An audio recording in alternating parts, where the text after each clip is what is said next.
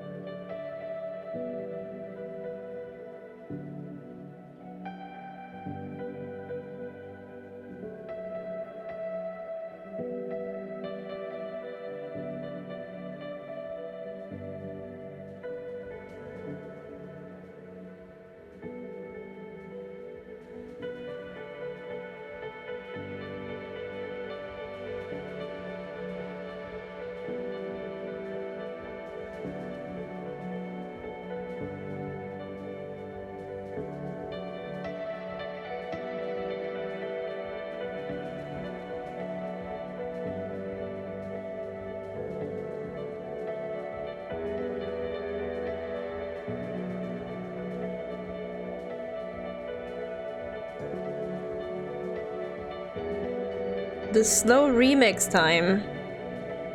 Hi everyone, how's it going? I am still in shock from yesterday, honestly. And I had to fuck around with my microphone settings again because you see, here's a problem. The problem is that my windows don't shut. So I literally cannot stop any noise from coming in. So everything was getting picked up, and when I fixed up for yesterday, the traffic got picked up, and I didn't realize that. Oh well, I did, but I didn't do anything around it, so. Hopefully this time there will be no more noise, but the downside is that I probably have to speak a little bit louder, but who cares? At some point in my life I will be able to replace my windows, and then nothing will be bad anymore. But yeah, we have to deal with the aftermath of the tribunal. Because that was intense. Jesus. I'm honestly still reeling from it. I spent the entire day at work just being like, Kim truly trusts you. I've in fact made that my my like little subtitle thing on Discord? Hold on here. Like it's marked me for life. I knew that it existed. +2 Kim truly trusts you, but I didn't know the context, and now that I know it, I am just dying. All right, we have to reconstruct the trajectory of the bullet again, and after that, I have no idea what to do. But I still do want to check in on Elizabeth.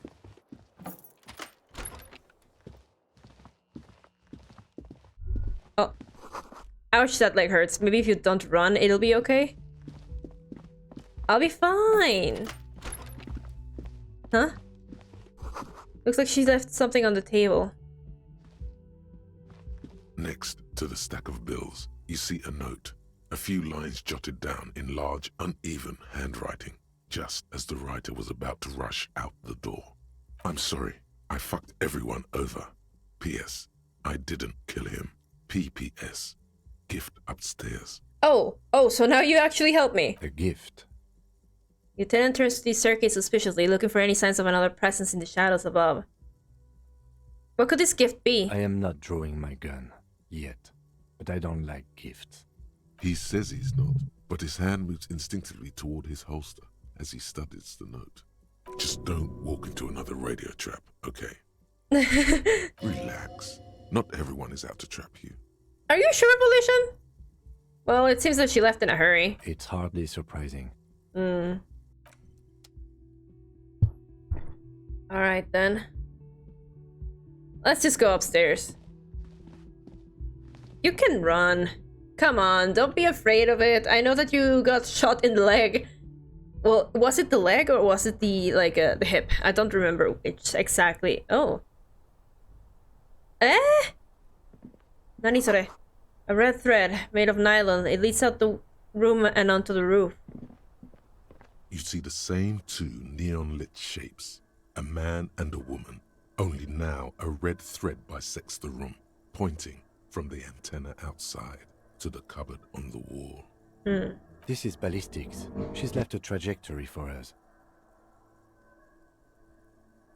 The lieutenant tests the thread with his finger. Drawn taut, it rebounds instantly. A ray of backward motion explodes from his mouth to the roof outside, A prime, to then widen into a radius of locations in Martinez. B prime, B double prime, and B triple prime. Where does the thread lead? It suggests the bullet came from the extreme upper quadrant of possible angles, from a point beyond the roof. B triple prime. So, all the way here in the island. The island in the bay. She tried to tell us the shot came from the islet? Unless she thinks the perpetrator was standing on the ring antenna. That is where the thread seems to point. There are ruins on that islet. A sunken sea fort. I saw it through the coin-operated viewer. I remember. Oh, fuck, everything's coming back! How does she know how to do this? She was there that night. She would have known precisely where the bullet hole was in the glass. She had a long time to think about it after, standing on that roof, staring at the glass. It also looks like there may be more to her skill set than we know. The question is, should we trust her? Of course we don't trust her. This is her way of saying she's sorry. We don't trust her. I don't know. At this point... What difference does it make? This is also the only point of origin we haven't ruled out yet. So it is. For a second he seems tired. You seem unenthusiastic. Maybe we need to go to the island? Yeah, that's not gonna work. There's gotta be something else we've missed. You seem unenthusiastic. I just haven't gotten a lot of sleep these past few days. Oh, Kim. He doesn't really believe this will yield anything. Maybe we need to go to the island. There, across the grey water, amidst crumbling concrete, a birch tree, and the half-sunken ruins of a flak tower. I remember an anti-aircraft gun, or the ruins of one, on the island from the coin-operated viewer. Could be the makings of a sniper's nest. Why not? Military fortifications are made for that kind of thing. Kim, let's go to the fucking island. I'm going to the island. Are you in? Of course, of course. I mean. How do we get there? Joyce Messier had a sloop, but she's gone. Lilienne, the net picker, she's tearing her boat. Ah, yes, of course. The village. Let's go. Maybe I should have gone on a date with her so that she could have given me the thing. I wonder if there's anything else out here, actually. Also, there is only one cat in my room, and that's not my cat. That's my sister's cat. His name is Sirius. He's a big boy. That is tied to the antenna. Oh shit! How's Kuno?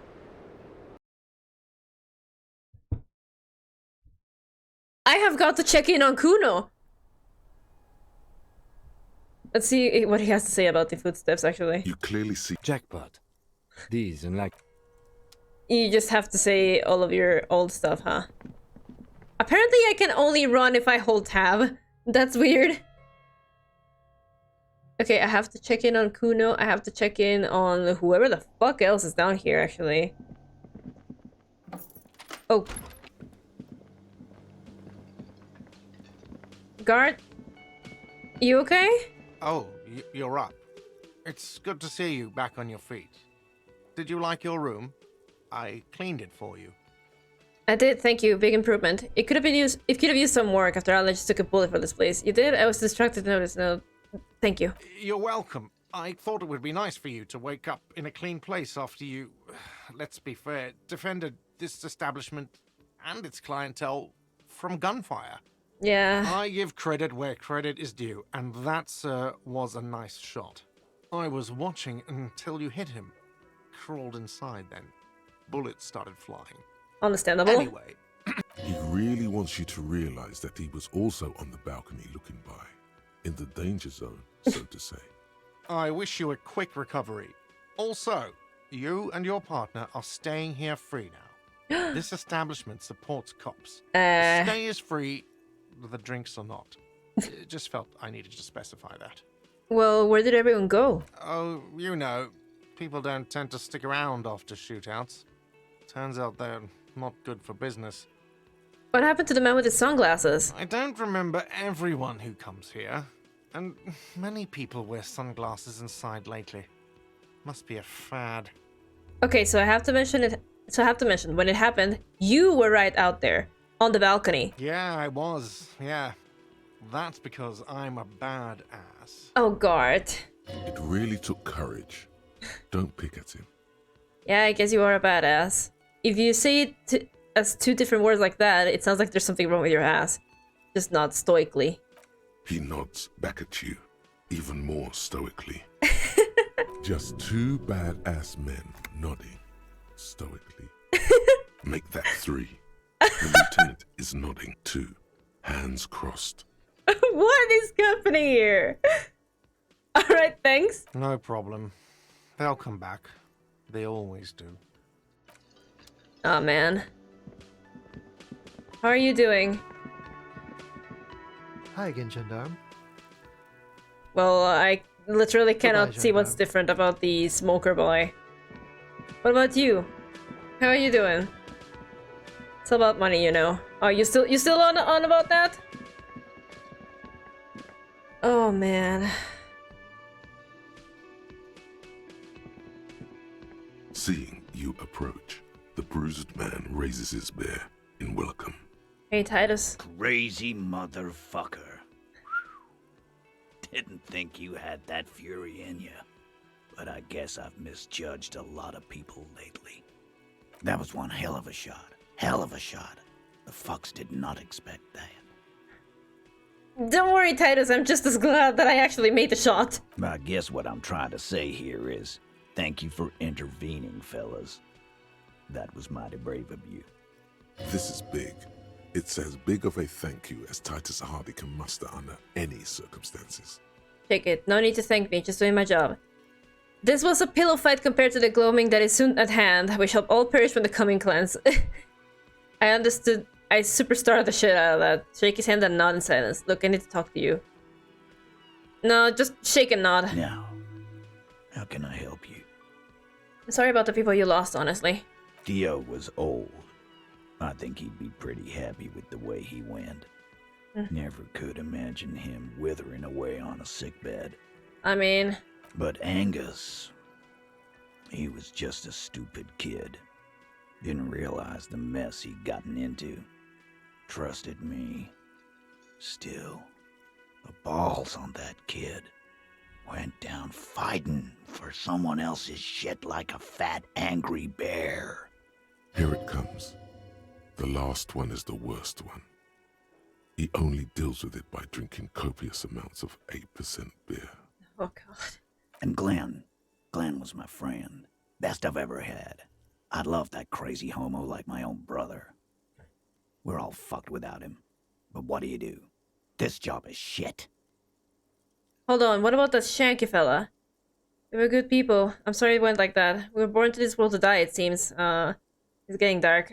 What about that Shanky fella? Dennis, you saw him run. He's a mean little shit and I never trusted him. Oh my God. He'd better run real fast now. Real fast. Titus makes no attempt to hide his disgust. Grief-stricken anger boils in him. They were good people. I'm sorry it went like that. Well, yeah. Memento mori. Right. Yeah, totally. Absolutely. Today, I'm going to get drunk, eat good food, and bed a good-looking girl. 'Cause tomorrow, a motor carriage might run me over. Or you might die of a heart failure. Or syphilis. Hey. Fuck you for ruining a beautiful idea. What's gonna happen to the Hardie Boys now? First, we're gonna find Dennis. Oh God. I'm going to find Dennis. I'm going to find him, and then I'm going to kill him. Elaine. The tone of the statement is so matter-of-fact. It's as though he were talking about picking up a morning newspaper on his daily walk around the block. That's not gonna bring back... We're hunting that rat down. Let it be known what happens to cowards. And then, I guess I'll take a closer look at our union members. There's bound to be some ambitious fellows there who'd love nothing more than advancing social democracy by busting some heads. Might even ask Tibbs if he's tired of replacing windows and maybe wants to have some fun with his brother. Anyway, don't you worry. As long as Titus Hardie's standing, there will be Hardie Boys. Titus, do you think your brother would like to replace my window? You know what happened to Klaasje? Don't know. Don't care. I'll be glad if I never see that fucking woman again. Even after all that hell, he's still bitter about her? Titus, after all we've been through, level with me. Really liked her, didn't you? Nope. He did. Okay, got it. He nods and takes another sip of whiskey. Any idea what I should do now? Judging by the sight of you, I'd suggest crawling into bed with a bottle of whiskey in one hand and a big tit in the other. Yeah, go pay Monica a visit in Janrock. She's got a knack for making men forget about their worries. Biggest pair of milkers in all Rebacho. Bah! Hell, you both look like you could use some feminine company right now. Thank you for your advice, Eugene, and you too, Alain. I do always appreciate a good use of the expression milkers. You're welcome, Bina Claude. You're all right in my book. So long, fellows. Be good so I don't have to come back here again. Take care, coppers. You two look after yourselves now. Death passed on you today, but men don't get that lucky twice. Copo loco. And normal cop, I guess. Good luck in Jamrock. Scars made the best tattoos, they say. Are we actually going to Jamrock, though? Thanks for getting involved, guys. Not a lot of cops would step into that line of fire, but you did. And if you ever feel like the uniform is holding you back, I've got a few vacancies. You'd make one hard Hardie boy, copper. And Titus Hardie himself would make a good officer. That man was born to lead. The RCM could really use a man like you, Titus. Think about it. I will, capo. That's a promise. Now scoot, because the Hardie Boys got some mourning and drinking to do. I got an achievement called Hardie's Heroes. Take it easy on the drink. The danger has not passed. This town needs you on your feet. Good point, Beano Claude. We'll keep the vol under 12% tonight. Attaboy. It's so upsetting seeing the booths empty. Like, could I have saved more? I could have saved more, couldn't I? Oh shit! Un jour, je serai de retour près de toi. One day I will return for you? What? The graffito has been painted over the traces of the fight that took place here. Oh. It smells of blood and heavy fuel oil. This was Cindy the Skull. Looks like Cindy the Skull finally found the words for her masterpiece. The lieutenant crouches, touching the fuel oil with his finger. Looks like it, yes. This is still fresh. It wasn't here yesterday. I smell heavy fuel oil. And blood. Some of it is even yours. Heavy fuel oil. Isn't that flammable? What are you trying to imply, Fingers? You could buy some smokes, light up a ciggy and throw it in there. You know, just to see what happens. See if it's flammable. It's better that way. Safer. Hold on, did I actually get... Ayuda puta madres peone? Determine where the shot came from. Find smokes and smoke them. Light the graffito on fire. All of my other quests are gone. I literally am just... Fuck, dude. This really is the end game. Are you okay? Mon Dieu, officer. It is worse than I thought. Believe me, I know all about that kind of pain. I've had hip trouble for the past week. Maybe it's time to slow down, enjoy life a bit. Anything I can do to assist you? No. I will be back in a sec. I realized that I did not turn my light on, so I gotta go do that.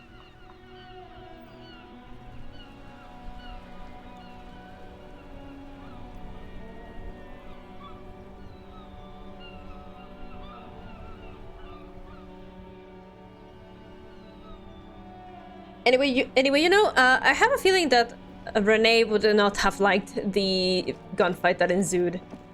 Anyway, Kuno! Kuno!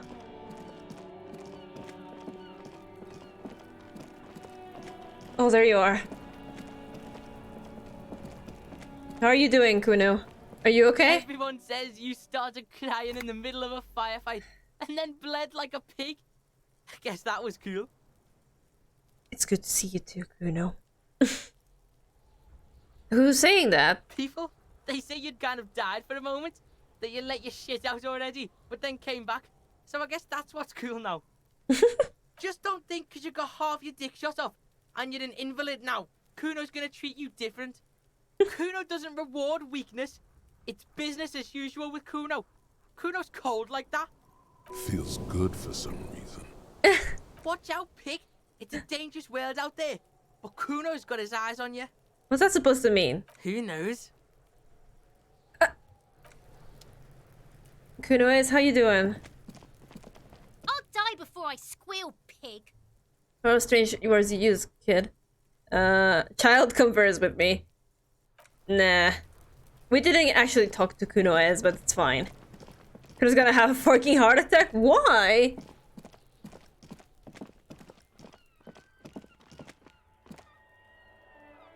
God. Plaisance, how you doing, actually? I'm like literally just... I want to check in on everyone. Oh, my eye. You know, I should probably go get myself some health stuff as well, huh? I really don't trust this place. Oh my god! Things have gotten out of hand! I thought the psychic stuff was bad, but the crime! It's even worse! I haven't been able to come to work for 3 days. The shop has been locked. No sales, gangbangers running around, shooting everyone. I know I shouldn't have bought a shop in this ghetto. I'm the one who got shot here, ma'am. Oh my god! Even the police can't take care of all of this. Ugh. Just look at that limp. Someone should do something about this. Ma'am. Maybe I should close the bookstore and open a psychic studio. Oh my Yes. god. It makes sense. Crime is the sixth element, you see. Is The it? darkest element.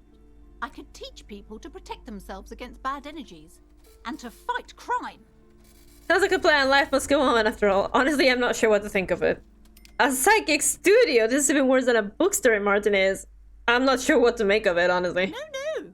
You're right, officer. You've convinced me. It is a great idea. Thank you for the inspiration. Plaisance. In the meantime, do buy the books. As many as you can. They won't be here for much longer. Is there anything else I can help you with? No. And you? How are you doing? Hi, Ace Detective. Are you here for more books? No. I literally can't talk to her anymore. I've exhausted her like dialogue options apparently. All right, we're gonna go and buy some stuff for our health. Tommy. Oh, just. My man, you're alive. Almost. Kind of. Sort of alive? Hurts like hell, man. Man, what a day. I missed out on most of the action, but I heard it was quite the encounter. Had a strong sense of finality to it. So what's next? You guys heading back to Jamrock now? Talk is local union muscle were behind it all. I'd reckon the case is closed, even if it kind of turned into a shit show. Yeah, the case seems kind of done. Gonna check on the last few things. Still looking around, loose threads to tie up. Good luck with that, my man. Ain't easy being you, but hey, you're still breathing, right? I met the lady driver. She's on my investigation. She's called Ruby. Okay. Oh god. Is it wise to share information about the case like this, sire? Telling him is a really bad idea. The lieutenant throws you a quick glance. What are you doing?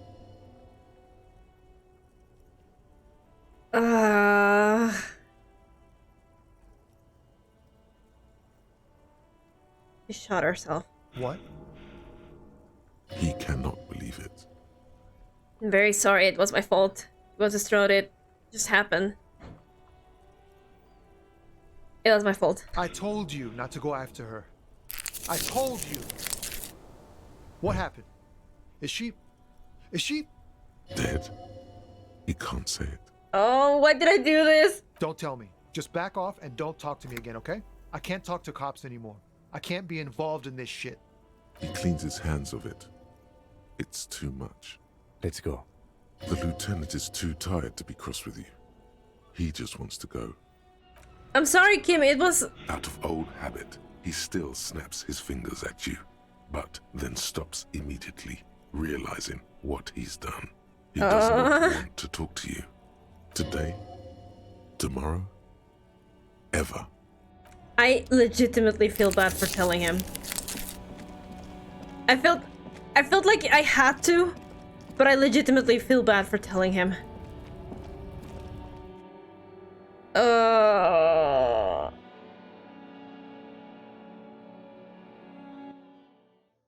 I'm sorry, Tommy. Hey, how are you doing? Is this about the questions again? You didn't even know that there was a shootout, did ya? A small cabinet on the wall is filled with various... Okay. Yes. Here. Okay. Yes. Here. I hope Saint Baptiste makes you feel better or something. And Okay. this. Here. I hope Saint. Thanks, I have enough of this now. I should have asked Tommy for a smoke. Oh, what did I tell Tommy?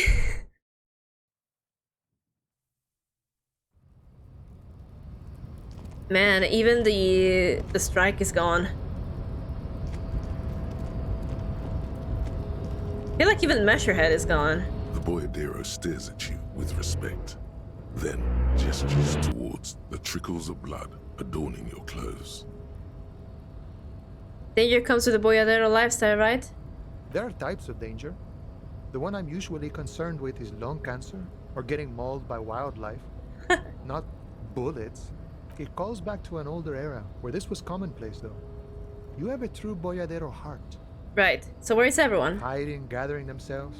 The harbor's in full lockdown, friend. No getting in or out, for the time being. You can help me get inside? No, man. Not today. Today is war. He says it matter-of-factly, like it's no big deal. Well, what's gonna happen next? Time will tell. I'll tell Everett you dropped by. I'm sure he'll be glad. Well, what will you be doing now? I'll be okay here, doing lookout. Quite the sight, aren't they? Getting to like that red I am. Don't worry about me. I live to alleviate the worries of our brothers. See if any insane killers turn up. Then I'll run. And live. Try not to get shot, eh? I'm sure I'll be luckier than you, friend. So Measurehead is gone, right? I saw a box behind Measurehead ages ago. The door is super hella locked. Oh yeah, fuck Measurehead. Oh, we got another bottle. That makes me actually kind of happy. I don't know, it feels like things went full circle there. God, this... Is a pale driver still here?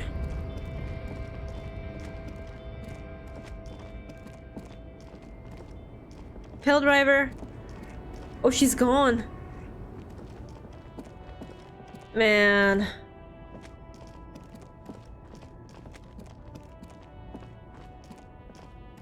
Goodbye, Tommy. I'm really gonna miss you. I feel like we should probably check in on Cindy, but hey, how are you doing? What? Wow! Well, what? A cop limping down the street, bleeding from the shoulder, face bruised, looking like hell? You know what that is? Let me guess. Cool? Cool! That's cool! Hey, a quick question. Do you sell any tapes? You mean like music tapes? No, music is out. Don't listen to music. I sell extremely cool sunglasses if you want to get your mojo going. Oh yeah? Alright, so you have no idea whatsoever where I could find tapes. Tapes? Tapes are everywhere. They're worthless. Kids throw them in the trees. There's one in the bushes, right behind this lorry. No one would ever throw a good pair of high-quality plastic sunglasses in the bushes, mister. To the west, dark brown ribbons of tape hang from the tree, flowing in the wind. Kuno, did you do this? You should have a look. It's better than nothing. Alright. Can't believe now they're letting me do this, actually. The hawthorn tree on Rue de Saint-Gilles Lane. Bronze-colored ribbons of magnetic tape are caught in its branches, fluttering in the breeze. Good hawthorn. Patting the tree reveals a small sticker which has almost been worn to oblivion. It reads, RCM Emergencies Desk, number 8102. Underneath a slogan, Mankind, be vigilant. You tree-hugging pansy. Leave me alone. The bronze ribbon twists around and within the branches in an intricately natural pattern. But there's something. What do I see? There's a twisted logic in this mess. You see the ends of the ribbon, the way it flows, how it twists and turns. It's all starting to make sense. It'll be easier to remove now. Disentangle the tape. +1, tape release calculations, +1, the multi-tool is truly multi, +2, karaoke superstar. Oh, fuck it, let's go. With slow and deliberate motions, nice, pulling, bending and unraveling, you manage to extricate the magnetic tape from the branches. It curls up into a mess inside your pocket. If only you could find a way to re-spool it, so that you could hear what's on the tape. Maybe Roy from the pawn shop can help you with this. What's the tape for? The lieutenant looks at the mess in your hands. Only after you've successfully cleaned up the branches does the curiosity get him. What's the tape for? It's for Egghead. I promised to make him his Van Eyck jam hit a bit harder. Maybe this tape can help. How? It's broken and unspooled. Do you think your new buddy knows how to fix it? He has to. He's a master of ceremonies after all. I think at least one of the ravers would know how to fix a broken tape if they want to set up a nightclub. You could also get it fixed at the pawn shop across the street. We shouldn't waste our time. Good idea. He might have the tools. The tape projector in the pawn shop uses similar tape. Alright, I'll do it. What's this? I can get up there? Well, I have no idea how, but thank God we're doing this on the way, huh? Literally on the last few days, but okay. Let's see. Hey Roy, how you doing? I need stuff. Where am I gonna get that? This? Between you and me, this is why I don't get involved in local politics. You're calling this politics? In its purest form. Now, what can I do for you? Hey, do you know how to fix this? Show him the bundle of magnetic tape. You mean re-spool it? Yeah, I do, but... Great! Could you do it, please? This is important. I need to be able to play this tape for someone. But I'm not some Mr. Fix-It. I'm a pawnbroker. If you want to pawn the tape, sure. Although it looks pretty... worthless. Just explain why you need this so much. He's bound to understand. Wait, but you tinker with film tapes all the time, isn't it? Worthless? It's not worthless, Roy. This could be the next big thing for the local dance music scene. You tinker with film tapes all the time. No, it's different. Those film tapes actually mean something to me. But this is just a worthless bundle of old tape. Worthless? It's not worthless, Roy. This could be the next big thing for the local dance music scene. Huh? What do you mean? Do you know that old church down the coast? Yes. What about it? Well, I helped some young ravers turn the place into a nightclub, and they play these weird beats there, which they call anodic music. Is it any good? The music, I mean. No, that's the thing. You can't believe how unbelievably thin the beat is. There's nothing to it, no bass. It just goes bzoot, bzoot, bzoot. But this tape could make it hardcore. Man, you're really invested in this.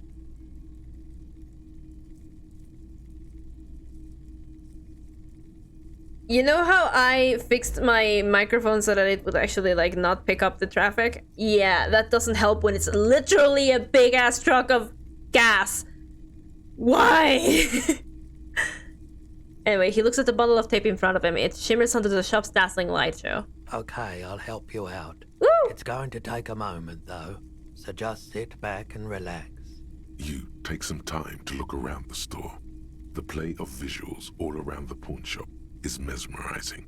Suddenly, Roy turns back to you with a reel of tape in his hand and coughs. Wait, this took more than just a few moments. That was at least 15 minutes. Well, thanks for the help. Yeah, my pleasure. I do what I can for true passion projects. Yes. Just try not to use this tape for negative photon emissions. Take responsibility. Okay? Yes, okay. Thank you so much. Ah! Autosave! We're gonna make the speed freaks so happy.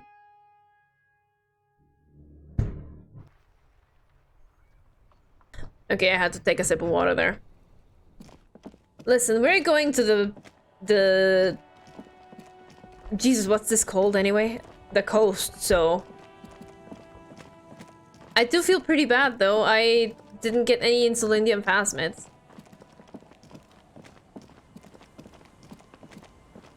Like, I legitimately feel bad about that. I'll be with you in a second, okay? Oh. Our tenant, the policeman. I hope the waves don't keep you up at night. What can I help you with? I got shot! Even I can see that. I told you not to bring your trouble with you, policeman. We've got troubles of our own here. Though I suppose you took the worst of it. Turns out you were your own ill omen. There's no time for jokes. Can't you see I'm in pain? Yes, you were right. The men with guns were coming for me after all. I'm not sure those were the last of the men with guns either. There are always more coming for your kind, officer. Oh god. Then we'll be ready for them. Okay, I'm off. Feel bad that I can't tell her about, like, you know. Hey, you guys are... No, I'm not gonna check in on them. It's like everyone here at the coast is fine, at least. And everything is covered in snow, Christ!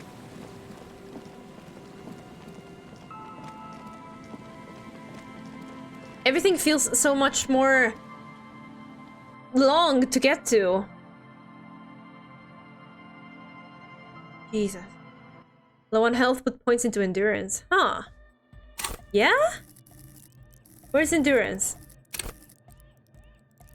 Yeah, sure, take it. Oh shit, I gave you one more! Oh, if I'd known that before. Okay, save game. I'm not sure if this is gonna be the check that I saw here in the church. Sorry about that. Hey man, it's good to see you. Oh no! I can't do this at all. Goodbye, officer. And I got shot in the hip, so it's -1. Good morning! Yeah! Harder car! I found this reel of tape. Maybe you can listen to Hard Up Eyck's Jam. Yeah! Remix time! Tape goes Yes. here, into deck B. Yes? A hand on his ear. He listens to the audio through his headphones. Yes? And shouts. Wow! Did you get this from Arno himself? A great excitement is bubbling to the surface within him. This is big. No. Actually, I found it tangled up in a hawthorn tree. Listen, I'm just going to show it to you. Ready? Ready.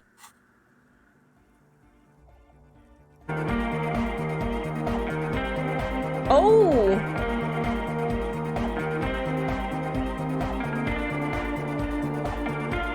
Oh, that actually kind of fucks. Wow! Here's that! The sides match perfectly! Now, if only we had the beat for the full assault, it would be unbelievably hyper! What is this? It's good. How did you guys do that? Do what? I just found the random tape and brought it to Egghead. He's just incredibly good at remixing. You're right, it's uncanny how well it all goes together. Something else must be going on here. Yes, but what if Van Eyck based his remix on some forgotten local melody? Like a folk song?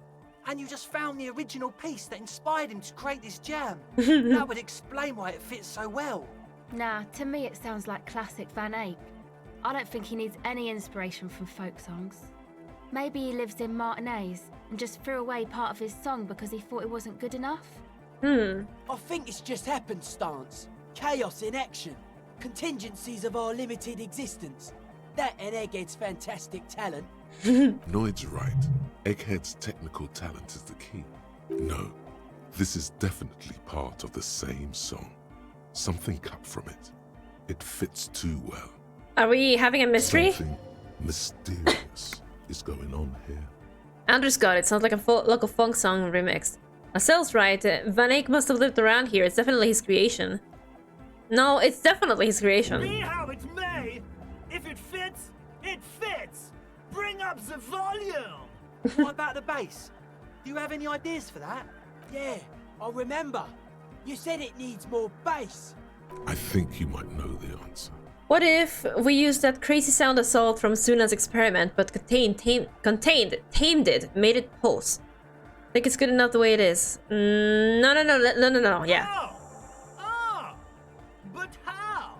What about that compressor Andre was setting up to achieve some sort of parallel processing? Don't be too hard on yourself if you don't figure it out. I think the jam's already pretty ultra. But it could be hyper hardcore! Interfacing. The audio onslaught can be tamed. Connect the dots. Okay, you know what? I am doing this, baby. I am save scumming for this shit. And it's interfacing, right? Yeah, we can't do anything else with interfacing, so we're fucked. Yeah! Bzz, bzz, bzz, goes the track in the background, never ending. You can't grasp what's missing, but you can try to make something up anyway. Just make it up. No way this Sprit Freak can tell the difference. You scrape the moldy recesses of your brain for some technological sounding jargon. This is gonna be bad. To impress the large-headed speed freak. Isn't that what real artists do? Make it up as they go along. You should crank up the oscillator matrix. Dude, you gotta reroute the sound juice to the fluxifier. The sound juice. The fluxifier? Where is that? Oh, you don't have one? Maybe it's just top secret cop tech. It's nowhere, I just made it up. Here, let a pro show you how it's done. As you fiddle with the knobs on the mixer, The young no. man stares with amazement. Oh god. Copman can ride the knobs! So cool! We're gonna fuck this up, aren't we? Whatever it is you did, it seems to have helped slightly. Maybe now you'll be able to make sense of it. Hold on. I can't believe that actually made my odds better. Good morning! Yeah! The audio also can be tamed. +1 Andrews compression algorithm, +1 filled with some knobs. Let's see.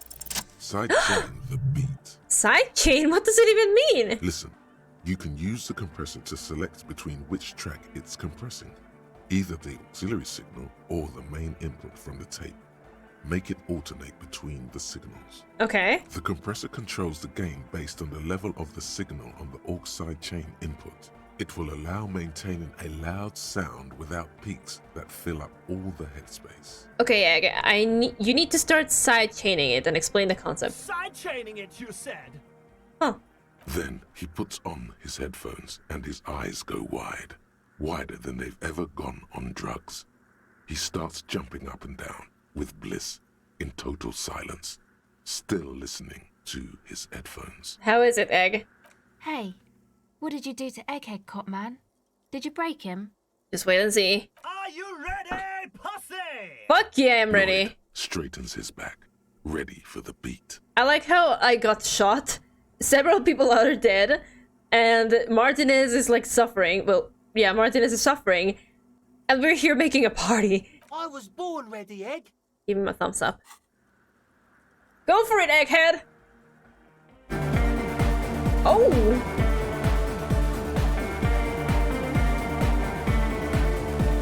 Oh shit!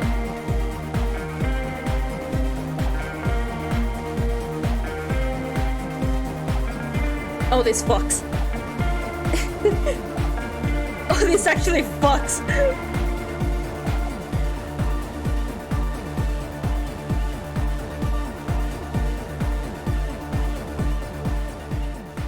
The audio assault is glorious. The speed freak dances on the stage, intensely waving his hand in the air. I was literally just dancing just now. This is beauty! This is life! Yeah! What in the world is going on? The way melody and bass flow together. It's unnatural. Your body is taking a beating from the low frequencies crashing over you. It's making you feel alive again. This one is for the Anodic generation. Introducing the ultimate sound! We have tamed the sound, made it our own. God damn it! This dance club idea might just work out. DeLorean Church! The place to be! Pump it! Pump it! Who will be the innocence of hardcore anodic dance music? Can I dance now? I want to dance. Oh, hey man! Good to see you. Goodbye, officer. We can dance, and I am not fucking this up. Oh, hey man! It's good to see you. No words, just dance. +1 higher quality audio, +1 dance fever incoming, +1 found the melody, +2 found the beat, -1 got shot in the hip. You close your eyes and dream of the shapes your... But just imagine the motion. Your aching leg doesn't want you to imagine anything, however. It just wants to lie down and rest. I hope you're not trying to dance with that leg of yours. Healing from a gunshot wound takes time and patience. Be careful. Oh, I love you too, Kim. But it's fine. In another universe, we will dance. God, this fucks. Oh, hey man! It's good to Come see on. you. You close your eyes. Let me dance. Also, I thought that the dialogue was already like something that we had heard before, because we kind of have heard it before. I have failed this check before, but oopsie. Oh, hey man! It's good to see you. Let me dance. Close your eyes and... I want to dance. I am going to spend every single moment of my life here trying to dance. Who cares if I got shot? Actually, it's a Savoy or something or another, right? Let's equip something here. Let's see. -1. Come on, give me something that has like a sabiduría feria. I don't remember what the fuck it's called. Do I not have any codes for that? Well, I have these. Let's see. What else? Well, I already have something else that does that. I'm gonna just put my gun away. Let's see.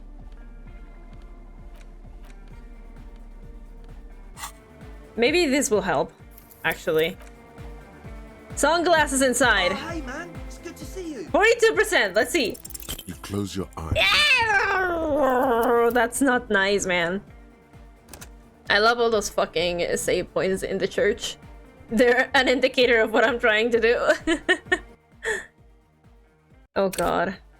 Oh, hey man. Let me dance! You close your eyes and vacate your skull, leaving your brain to wonder. Where did that little fluttering light go? Oh yeah? Total darkness. Oh. You sink down the darkest fathoms of your own personal deep. Vertebrate by vertebrate. Through the unformed skulls of your mind. Are you okay, ancient reptilian brain? Are you gonna let me dance like I let you sing? Here it will begin. Where did church go? Who fucking cares? Good, I'm scared. I hate waking life. I hate this world. I hate and fear everything. All I want is to dance. Please, God, just let me dance. God? Where is your God? Well, where did the music go? Oh, don't worry. The music's still there. It's you who is gone. Concentrate on hearing. Nothing. Just the immaculate silence of your spinal fluid. Electrified. Did I fuck it up because I got shot? What was that about unformed skills? Skulls? I'm gonna let you in on a little secret. What? Every vertebrae in your spine is an unformed skull ready to pop up and replace the old one. I don't think that's how it works. Shark teeth. What? The one you're currently in has a little brain forming in it, waiting for its turn. To rule the world. Oh my god, is that true? Yes, it's all true. In the spinal cord. You know what? I'm ready. Good. Because from what I can see, it's about to bust a move. Bust a move! Foolhardy. Do you even know what's happening on the surface? Maybe 1,000 years have passed. Or maybe you started spazzing out like 2 seconds ago.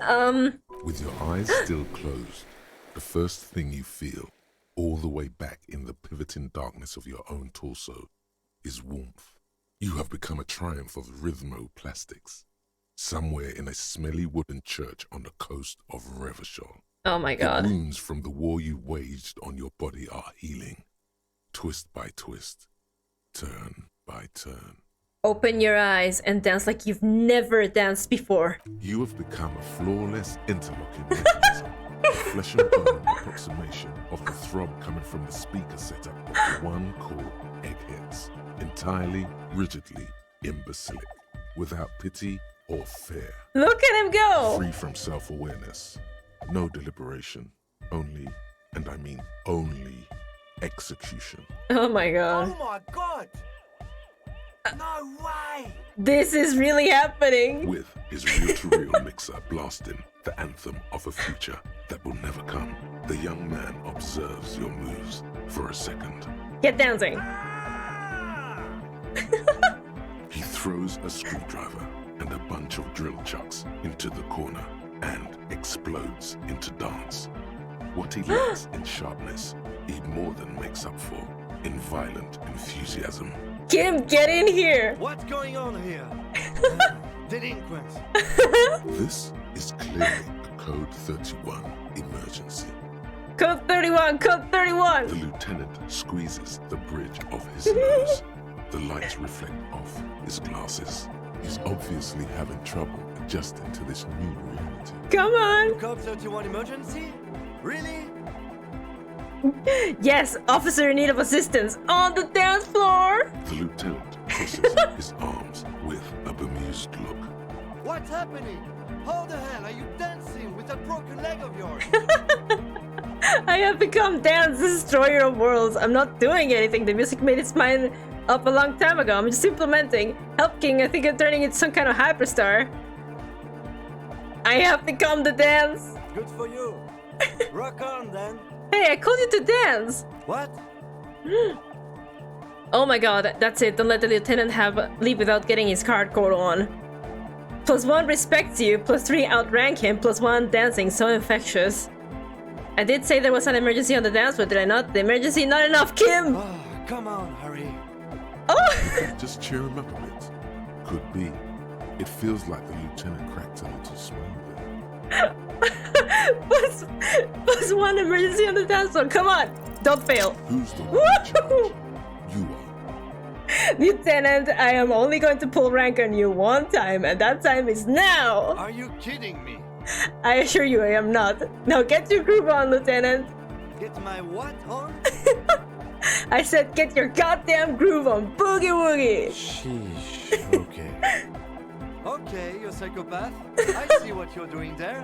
It's jacked up footwork, plus is that Ubi folk dancing? I don't know, Kim! Nah, it's not Ubi folk. It's hardcore. Yeah, whatever. You talk a big talk, Lieutenant. Let's see some moves. Oh yeah? I did 15 years in the juvenile crime unit. I can do age inappropriate. Now, check this shit out. Oh my god. The lieutenant begins to heel the church floor with such intensity, it's reasonable to fear he'll kick a hole right through it, causing the floor to crack and the pillars to collapse, bringing the church roof down on all of you. It doesn't look like he'd give a shit either. Part of him is amazed you're both able to just dance after all these horrifying events. Oh my god! This is so fucking beautiful! Dance, it's the law! The young man immediately bounces up and down, then assumes the same dance pattern, embellishing it with some sort of waving motion. The authority of the law is clearly unquestionable. What are you doing? The young woman lifts her headphones up slightly Oh my and god. raises her chin, looking at you expectantly. Asil, aren't you going to dance? Oh my god, Suna! No, recording. The lead programmer throws the other young woman a knowing glance before turning her attention back to her own work. Oh my She's god. still at her mainframe, pressing buttons, reading printouts, but she started nodding her head along to the music. Is there anything more I can do? I want to break the limit. The dynamic motion of your flailing body is bordering on the extreme. You're going off the charts. Fucking look at Kim! Oh my god. You feel as if turning on the hyperdrive would be a point of no return. Feels almost melancholy. Are you sure you have the entire posse along for this? Together! Where are you? Here we go again. Hardcore fills the air. The sound above my head. The what now? The sound above your what? Above my hair, man. Okay, this is too imbecilic. Excuse me. +1 Suna is in, +1 Andrew's dancing harder, +2 got Kim dancing. Let's turn on the hyperdrive. On the coast of the Martinez Inlet, in a small weather-beaten stave church built 380 years ago by settlers from the Occident, most likely to guard against an anomaly at its center. An officer Oh my of the God. RCM is contorting his body into idiotically rigid shapes as he invents the future of dance music. It's the hardest anyone has ever danced. What is this strange feeling I keep having? This cold, even now. I am la Rebachelière. What? I am the city. What do you mean you are the city? I am a fragment of the world spirit, the genius Loki of Revachol. My heart is the wind corridor. The bottom of my air is red. I have 100,000 luminous arms. Come morning, I carry industrial dust and let it settle on tree leaves. I shake the dust from those leaves and onto your coat. I've seen you. I've seen you. I've seen you with her. And I've seen you without her. I've seen you on the crescent of the hill. How are you talking to me? The modulations of my voice are noted down with thermometers and barometers. You feel me in your nostrils, on the little hairs on the back of your neck. I also reside in your lungs and vestigial organs. Everywhere there is space. But who am I? Why are you talking to me? You are an officer of the citizens' militia, Jean in Rebut. When you wear your coat, you wear my soul. You move through my streets freely, in motor carriages and on foot. You have access to the hidden places. You also circulate among those who are hidden. I need you. You can keep me on this earth. Be vigilant. I love you. An officer of the RCM oh my is God. lying on the floor of a small church with his eyes rolled back. Oh and no! his tongue lolling out. Several others are standing around him. He slowly comes to. Had a good rest there? I spoke to the city of Revachol! Fuck yeah! I bet you did. Those were some advanced moves, man. That's all great, but we should really get going. We spent enough time doing aerobic exercise for today. Get up. Kim, I love how we just passed out and Kim was like, oh, here we go. You might be imagining it, but it feels like Egghead turned the volume down. Such is his respect. Thank you, Egghead. Man! Now, man! Now imagine if we could do that, right? But with like 1,000 people. Yeah! End of human development. Mission complete. Right, ecstatic. I wasn't go that far. Ecstatic! All right! You're absolutely beat. Muscles relaxed and feet like noodles underneath. That's it for now. Goodbye, officer. Oh man. Honestly, that's exactly what I needed after so much drama and death and everything being so fucked. Where did that O come from? Oh, I feel that. Can I not talk to Egghead anymore? Apparently not. God, seriously though, that was beautiful. I am so fucking happy we did that. I'm so fucking glad I managed to get that. Oh! Oh, that track fucks. I'm gonna save here so that I can have my non-failed attempt at that. God, I'm happy. I'm just happy. Kim, are you Kim? Kim? Kim, you good, man? Oh God, okay. We need to get a boat now. Oh shit, there you are. Hello. Officer, what happened? You're limping. Why are you limping? You look terrible. She sounds almost disappointed with you, reprimanding you for falling and hurting your knee. You seem angry. Why? I got shot in the foot. It was pretty badass. You would have liked it. Some people hurt me. You seem angry. Why? Look at you. You can barely walk. It's nothing. I got shot in the foot. Some people hurt me. Is this from the shooting in town? We heard gunshots. Not that we don't hear gunshots all the time, but they were closer than usual. There was an exchange of fire on Rue de Saint-Guylaine. It's nothing to be worried about, madame. You should see the other guys. 2 dead, 1 in the hospital. No, I'm not saying that shit. I have a question for you. Of course. Can I help you with something? Like, still cannot get her to go on a date with me. We need to get to that island. That won't be a problem. It's wind still and the tide just dried. We've got 2 days of relative sunshine ahead. Can we borrow your boat? Today's in sunshine. I just got bacterial infection. I'm sad to hear that. Take care of that with Ether, will you? Don't get too many RCM men round here. Be sad to lose the first one. That's cool. You boasting your bacterial infection like that. What's on that island? I saw some kind of ruins through the binoculars. Used to be some kind of fortification there before the war. For the communards. An anti-aircraft gun, I think. Bombed to bits in the landing. I haven't been there myself. Always steered clear of it. Hasn't been there herself. Who has then? You said you haven't been there yourself. Who has then, if not you? My husband used to drink there. Oh. Him and his drinking buddies. Always seemed like a bad place to drink to me.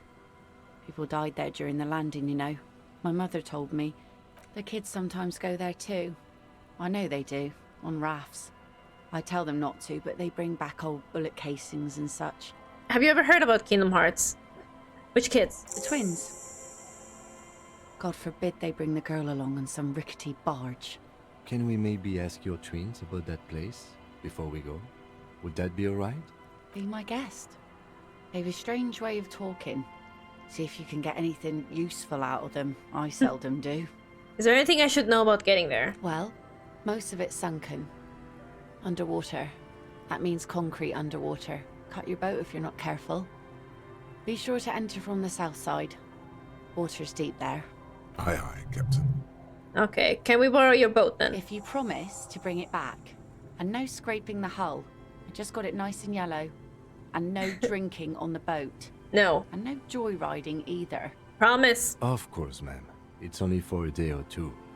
Official police business. Aye. What if I want to rock? What if I want to rock? See, that makes me not want to lend you my skiff. On a boat, rocking leads to capsizing. That there is an absolutely 100% rock-free skiff. You got that? Thank you. We'll use your skiff to get there then. Please be conservative with the fuel, will you? Just filled her up, but it's a small tank. Alright, be seeing ya. Okay, children, you have to tell me about the thing. And boy, the snow cleared the fuck out. The scruffy-haired little boy kicks a stone while the other watches him do it. You must be Lilienne's twins. Lily's mum. Okay, kids, you've been to that island, right? On that island? Yes, that one. I need to go to that to know what's there. That's, nothing. It's just a seafort and some plants. You can take a raft there. It's great. And we make a fire. We make a fire. Gather the sticks for the fire. And bullets. Or not real bullets, empty bullets. Bullet shells.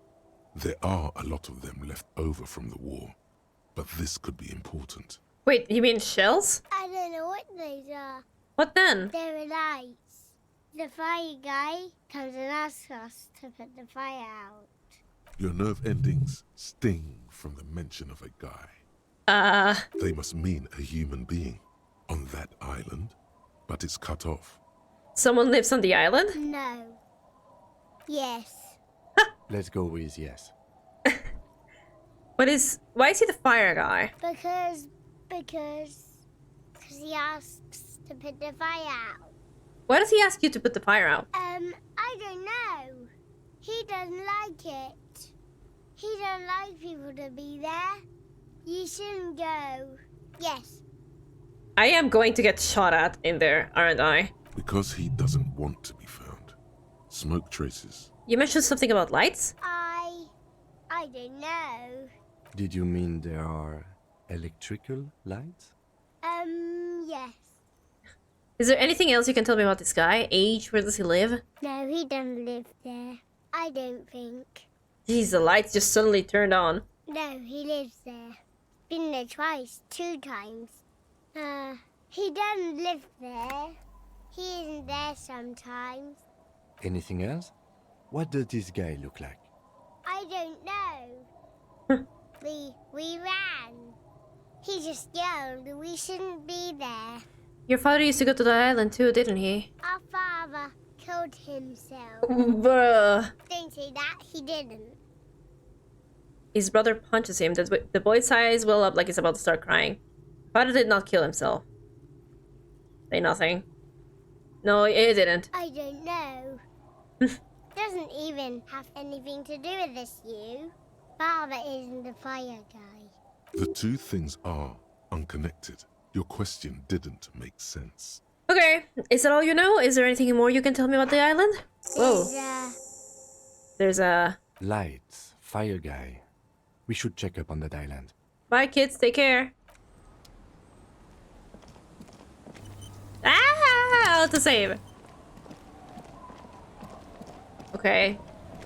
Lilienne. Be careful out there. Sea's calm as death, but still. There are ruins underwater. You can scrape the paint. Or worse. Alright, well, be seeing ya. Where's the boat? Can I just take it? Oh, there it is! Let's go, Kim! We're going to the island! I feel like this is a point of no return. Like, the main one. A skiff with a small steering engine in the back floats on the calm mirror of the sea. Its 2 seats are empty. The boat's belly is a shiny yellow color, industrial paint over fresh tar. You see it reflect off the water, along with the factory number, A72. Once you get in, that's it. One pull of the starter handle, and you're off into the bay. Yep, see? A strange trepidation comes over you. Are you sure you want to go now? Oh, God. Have you made all the necessary preparations? Closed all your accounts? Remember what the net picker said. It's a small tank. You won't be going back and forth on this. Oh my God. You take the engine, Kim. I'll hold the boombox. What? What's what? How else do we blast Sad FM on our way to the island? Fine. Let's blast Sad FM then. Sad FM is a radio station specializing in sad, slow rock songs. You seem to know its frequency by heart. Get in and ride to the island.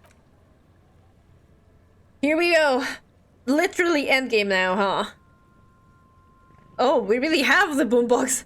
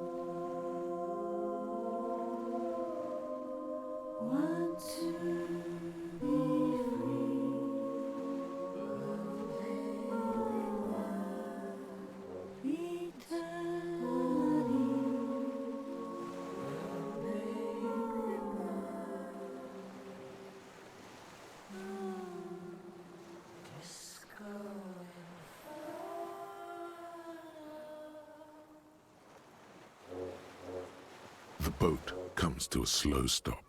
The lieutenant turns the engine off. Then there's silence. I didn't even want to talk at all through that entire sequence. It just felt perfect. In the silence, a sputter of wings. A flock of quails takes off in the distance. Let's go. Climb out.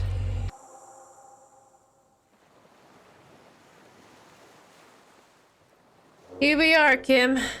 Here we are at SeaWorld. Rusted chain trails off into the ocean. The chain trails off into the ocean, connecting the island to the supply depot on the coast. This leads to the depot in Land's End. Ah, yes, so it seems. What do you think it was used for? For bringing munitions to the island, maybe? And supplies? You could also lock the bay when you raise the chain. Lock it from whom? From enemies. Enemies of the commune of Revachol. This sea fort was a revolutionary fortification, I believe.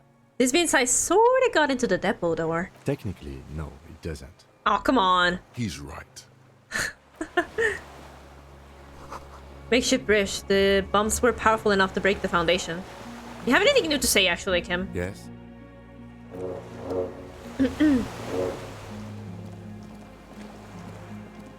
I have a feeling I should get my gun out, actually.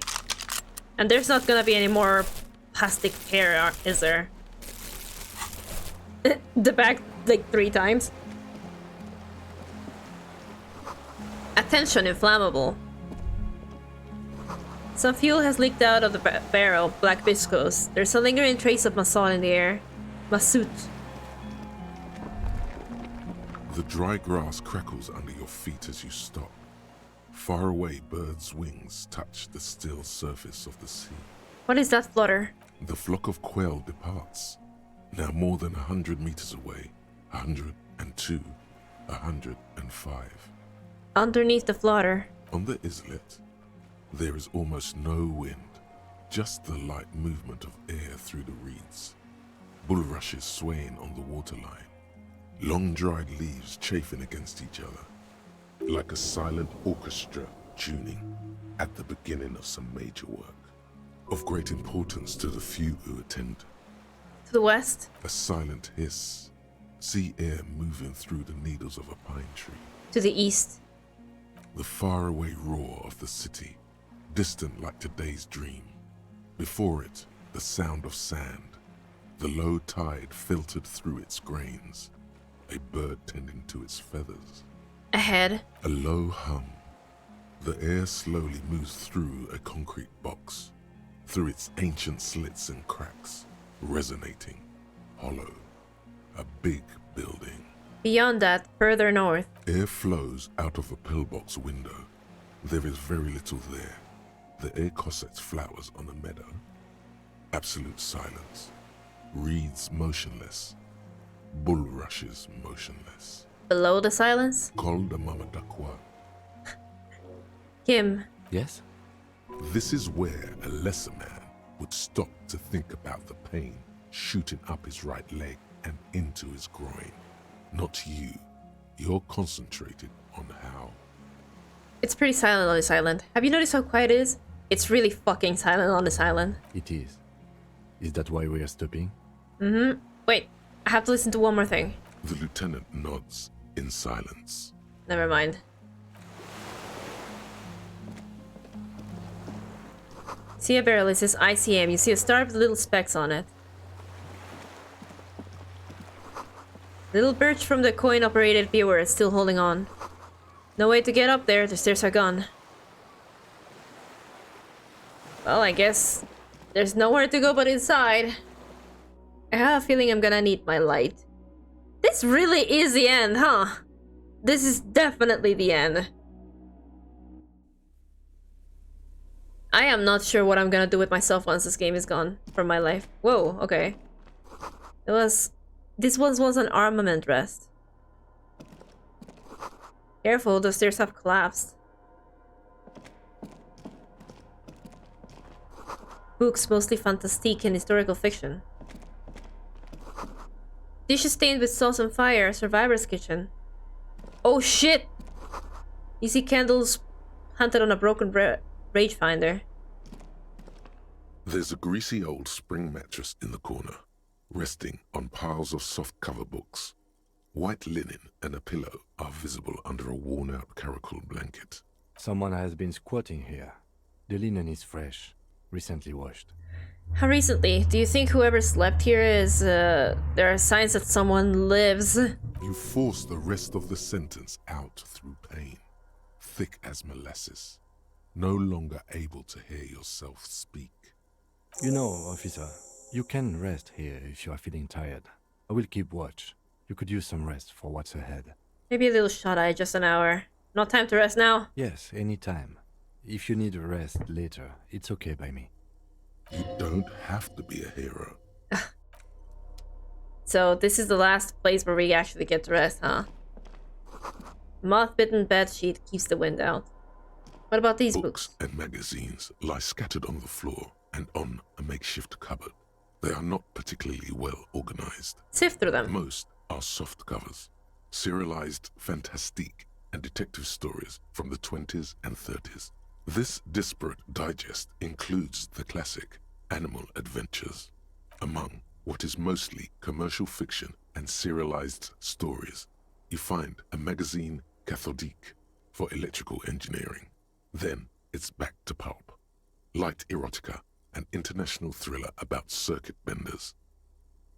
Electrical engineering. Someone's made themselves a home. Conceptualization. Does anything stand out as unusual? +1, all things communist. Let me see if I can help my conceptualization, actually. Visual calculus.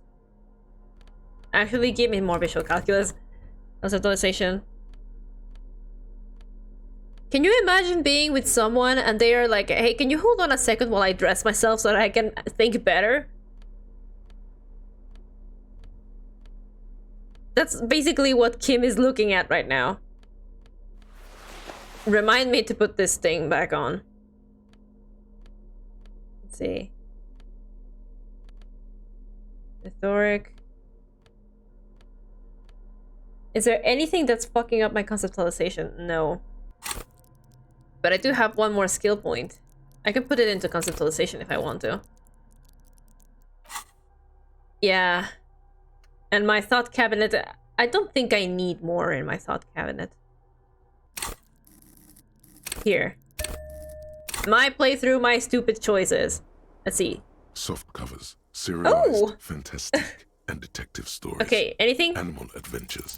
Oh yes, under the bed, there is a rather extensive collection of critical theory. That is, dour, life non-affirming left-wing literature, published by small imprints such as Abattoir Firm and Ouzia. It's not exactly like reading. I like how I did this check without saving. I could have fucked it up really bad. Look, Kim, powerful communist theory, rigorous and truthful. Look, Kim, deranged commie ranting. Look, Kim, downbeat dribble for people who can't get shit done. Look, Kim, a book, left wing. I have no comments, do you? Powerful communist theory. Ouzia. I agree. Humanitarian sciences. It stands out. Not a lot of critical theory around in Ravachol West. Your incendiary remark has failed to provoke him. Critical theory books, what do you think this means? Whoever has lived here, they have some education and a certain set of interests. Interesting. Alright. Oh, what's this? Army surplus winter scarf, +2 empathy, -1 composure. They have a Karamazov here, actually. What is this? Magnesium. Money and more magnesium. This great blast door must weigh over 10 tons. Rust peels of it. What about this thing over here? We haven't checked that. Oh shit, wait. An old cylindrical generator is nested above the ammo lift, with makeshift electrical wiring running out of its side and across the floor. The cables disappear into the wall to your right. The lieutenant puts his hand on the metal barrel, checking for warmth. It's cold now, but someone has been maintaining it. The wiring has been repaired. Where do these wires lead? What kind of generator is this? Liquid carbon. I would imagine it takes mazout. He points to the open fuel cap on the side of the dynamo. The kind that's favored by vagrants and fuel thieves. It's been a long winter, long and cold. If anyone stayed here, they'd need a generator. Where do these wires lead? Downstairs, somewhere? Up on the side. A hollow ring. The canister is empty. Dust falls from the generator and down into the ammo lift. What does this mean? A generator here? I don't know. I'm not a philosopher. That is his idea of a joke. I am. This generator proves the universe's material. Kick the generator. A small agony. Minuscule bones may have fractured, but it proves the point. I got an achievement saying enemy of the physical or something like that. Anyway, ouch. He nods approvingly. Oh! He even smiles. I meant, why is it here? Someone with basic electrical skills has restored it in order to keep the room warm. Maybe it's the fire guy. The wind outside picks up suddenly, with a faint howl. Inside, it's warm. Leave. It makes me happy when Kim smiles. Twin cannons were attached here. Medium distance. Large caliber. Oh, what is this, actually? Fallen arrower shirt. Hand-eye coordination. That reminds me to put the cuirass on. Cuirass? Cuirass? Blah, blah, blah. What the fuck does that mean?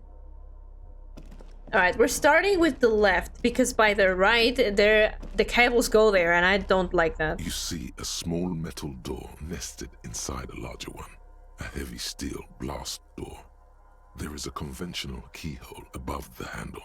It's very small. What's on the other side? Another part of the island, probably. The lock looks like it could still be usable. How do we open this? Maybe this is one of the doors we don't open? He's right. It would be better to open its big brother. A powerful engine hangs under the ceiling. It must control the blast door. You're right. We opened the big one. Do you see controls anywhere? No, this isn't one more door. We're opening. I find us not opening it highly unlikely. Here, you're right. We won't have to open it. Well, do you see controls? I think there's a console just southeast. Let's look around. Getting the blast door open seems like the best plan. Okay. So apparently I was wrong. We have to go all the way back here. Okay, fine. Whatever. Fine. What are you doing, Harry? Oh, I love not knowing how anything works. Kim, come back here. Get down from there. Green paint flicks off the monoblock aluminium cabinet. There are rows of switches on the front panel, a frequency band, and even a keyboard. Run your fingers across the keyboard. The keys rattle like teeth. This keyboard hasn't been functional in decades. What is this then? The console of an anti-computation device. The generator upstairs, with wires coming out. They terminate here. Could this open the blast door? Possibly. Urgence, ouvert, allumé, radiodiffusé. It sounds like this device was used to control the electronics here. Maybe it still does. This device was used to control the electronics in the room. It could open doors, control lights, function as a radio computer. Turn emergency open. Turn light interior. Nothing happens. What? A slide radio dial? The dial slides under the glass. Silently, you make out defunct stations on the UKV frequency. The words, Feld Insula, are written on the band. Insular. This is an off-air radio computer, I believe, used for military communications. Well, turn the emergency open. We need to restore power before using this, officer. Damn it. The generator, it didn't look like there was fuel in it. We should look around outside. There are barrels all over. Maybe one of them still has something in it. Okay. The boat engine. Oh, we could get some from the boat engine? Feeling that we could go back to the mainland and get some from the boat engine, maybe? But officer, then we would have to swim back to the mainland. Let's just look around, okay? Okay. The consul stands by, mute. That's fine then. This hatch is jammed shut. I'm gonna leave you behind, Kim, because you wouldn't come down here. What is his problem? Seriously? What is this? Firing slit, you can't see inside. Must have been a direct hit to take out such a huge chunk. Distant sound of cargo ships. Signal horns echo on the water.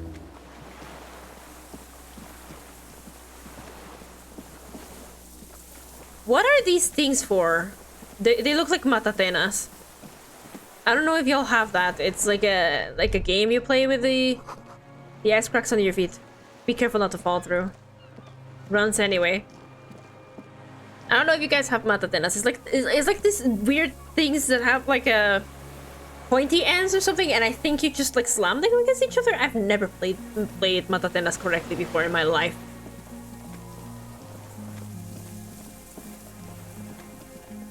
Huh.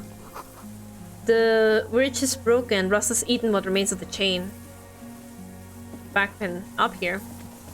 Up above.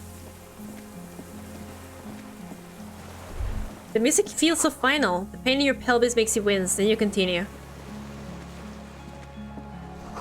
The inside of the fortress. You make out the console and the blast door.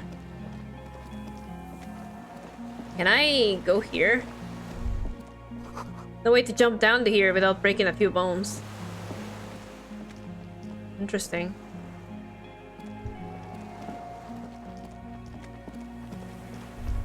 Oh. The depot that supplied this chain is long gone from the coast. There's a rain-soaked mattress on a concrete slab, only half covered by the crumbling roof. At the head of it, double embrasures, firing slits like two eyes in the wall. Uh-oh. B triple prime. This looks like a good place to shoot from. Inspect the mattress. A single-person mattress, modern, civilian use. Brand name, Marjorie. There's a fuel stain on the cover, along with cigarette burns, and an empty can of beans on the ground next to it, filled to the brim with cigarette butts. Pick one out of the can. The silhouette of a tobacco picker adorns the paper filter. The brand, Tio Moteri. Tio Moteri, like the ones we found at Land's End, remember? I may have been wrong when I said it wasn't important. This means the same person could have visited both locations. I didn't see any signs of smoking inside, though. If people live there, they keep it tidy. This here may also be a smoking spot.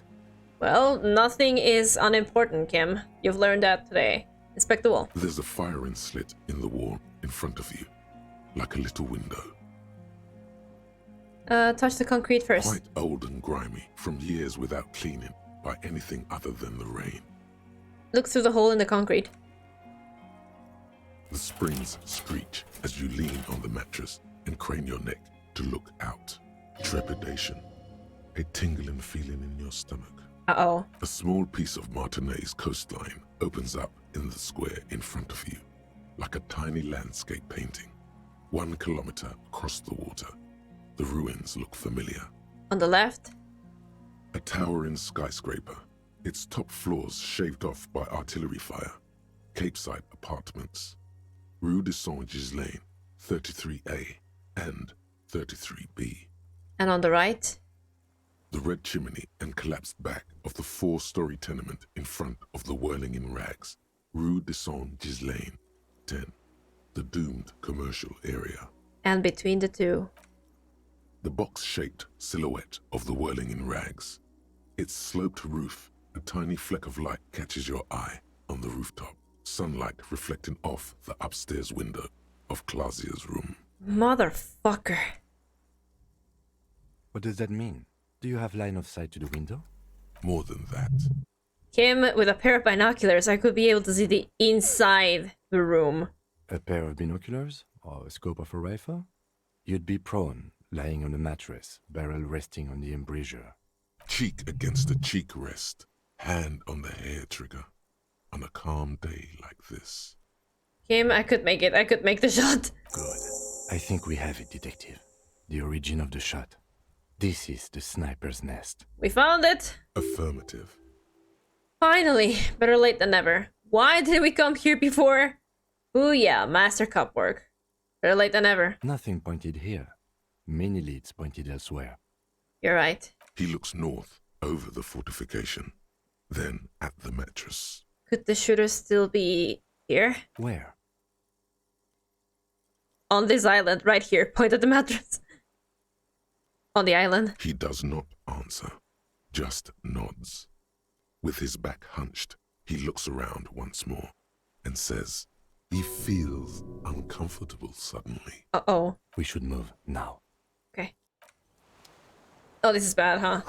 Weather artillery map showing you coordinates of the Bay of Rebashol. Old medicine cabinet, neatly stocked with man. Thanks for the extra health, man. Oh, fuel. Let's go. We have to do this. You feel ice on your back. Someone's watching, but you can't say where. Oh god, no, it's happening. Oh fuck, oh fuck. We're gonna die. Oh my god. If we truly are almost done with this. Water rushes below, far down below. The console is powered. We have to fill this thing first.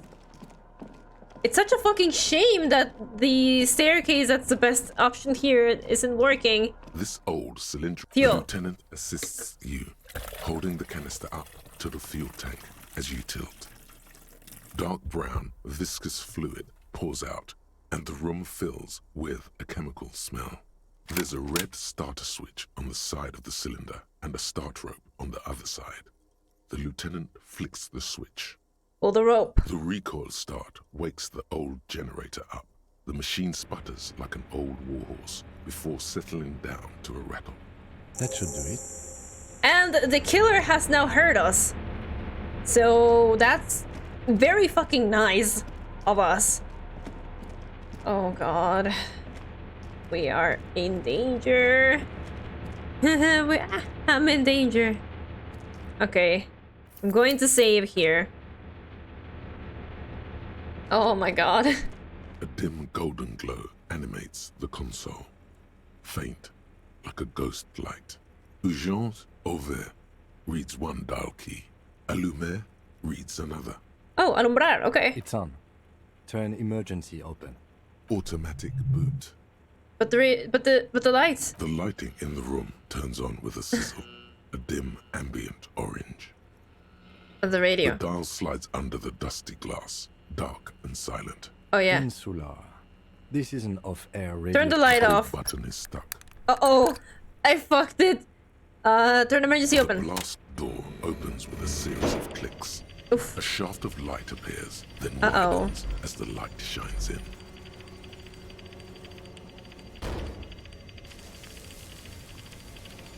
This is bad. We're making so much noise and there's lights. Oh lord, we're gonna die! A sudden wave of anxiety makes your skin crawl. After you. Before, outside, when we were walking across the sand, I felt someone watching me. So did I. Not back there, but I felt it since we came here. What's there? I don't know. A thin wisp of smoke rises from a charred black fire pit. The wind picks up, then dies down again. I'm scared. Don't be. I have a gun. Harry, this reminds you, you're out of bullets. My gun is out of bullets, by the way. Then it's extra good that mine is not. Okay, let's go. Actually, I do have a gun with bullets. I think. I don't have a gun with bullets. I don't have a gun with bullets. Kim, you're gonna have to help me. Oh, shit. This is it, Luigi.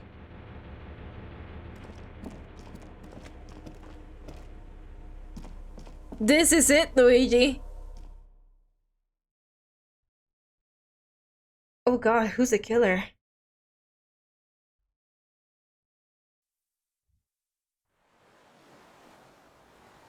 And here we are.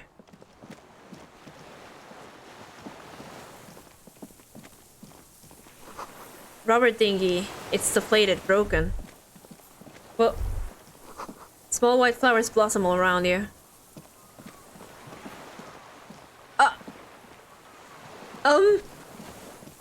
An old man wearing tracksuit trousers leans on the frame stock of his rifle.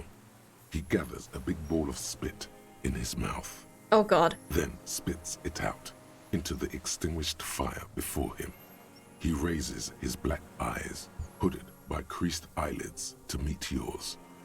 Unclouded by cataracts, his eyesight is sharp. He's practically tearing up from spite. Hatred got the best of him a long time ago. This man hates everything. Are you the fire guy? The what now? I can't hear you. Did you recently tell two kids to put out their fire? Two twins. I may have. All sorts of little rats have come sniffing around, trying to give up the position. The position? Sounds like a hiding place. Fire guy. Regressive bourgeoisie henchman. Can't even talk like a grown-up. You've retained your eyesight. My eyesight? Yes. Helps me see all the shit. A shudder of disgust passes his right side. His left side remains motionless. Did you close the blast door? I did. And you opened it. How? I feel the generator and they use a console. I should have burned that console down.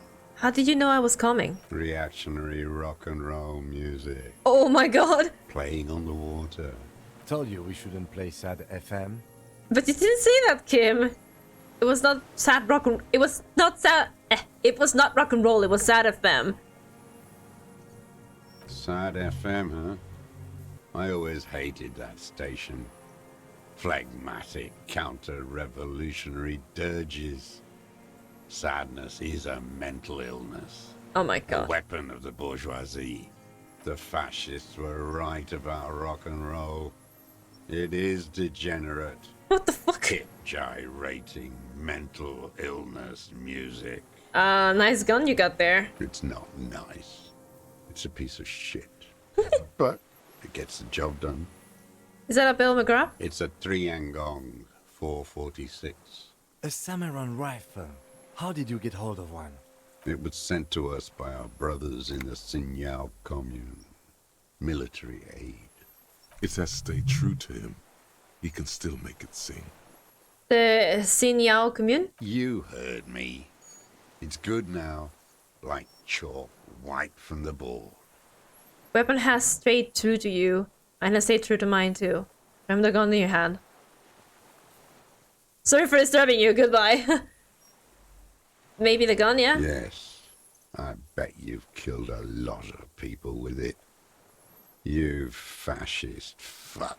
I'm not a fascist. Have you come to make me one of them? No. We have come to ask you questions. Nothing more. If you do not comply, we will take you in. Do you understand? The danger levels here are hard to read. One moment he's afire, the next, a fire gone out. Sir, I need you to put down that gun so we can talk further. We're with the police. I'm with the police. You can keep the gun, but keep it down. Not one move. Put down the gun, please. The lieutenant pulls his pistol from the holster. Kim, be careful. You are a glorified night watchman. Oh, fuck. This is a service rifle. I can only lay it down before an enemy commander of corresponding rank. Kim? The lieutenant aims his pistol square at the What are you doing? forehead. Put it down now, sir. Or you're gonna blow my brains out before you question me. To hell with it. It's a walking stick anyway. It's out of bullets. Oh, thank God. Like an amputated limb in the sand. Pick up the gun lying in the sand. Pick it up. His gaze follows your motions. The rifle feels surprisingly light in your hand. Frame stocked and patched in places with tape and wire. Inspect it. The rifle's in a shabby state, like a crutch that's seen too much travel. Hieroglyphs are embossed into the forearm, made of walnut. On the butt, you see Vespertine writing, burnt into the wood. Triangong, 4.46mm, made in Sinyao. It's as he said, it's made in Triangong. Made in Sinyao. No one said it has to be a Belma grave. We were just guessing. From ballistics, it could easily have been a triangle, too. It doesn't matter if it was made in Shanti. All it has to do is use jacketed ammunition. And it does. This uses jacketed ammunition.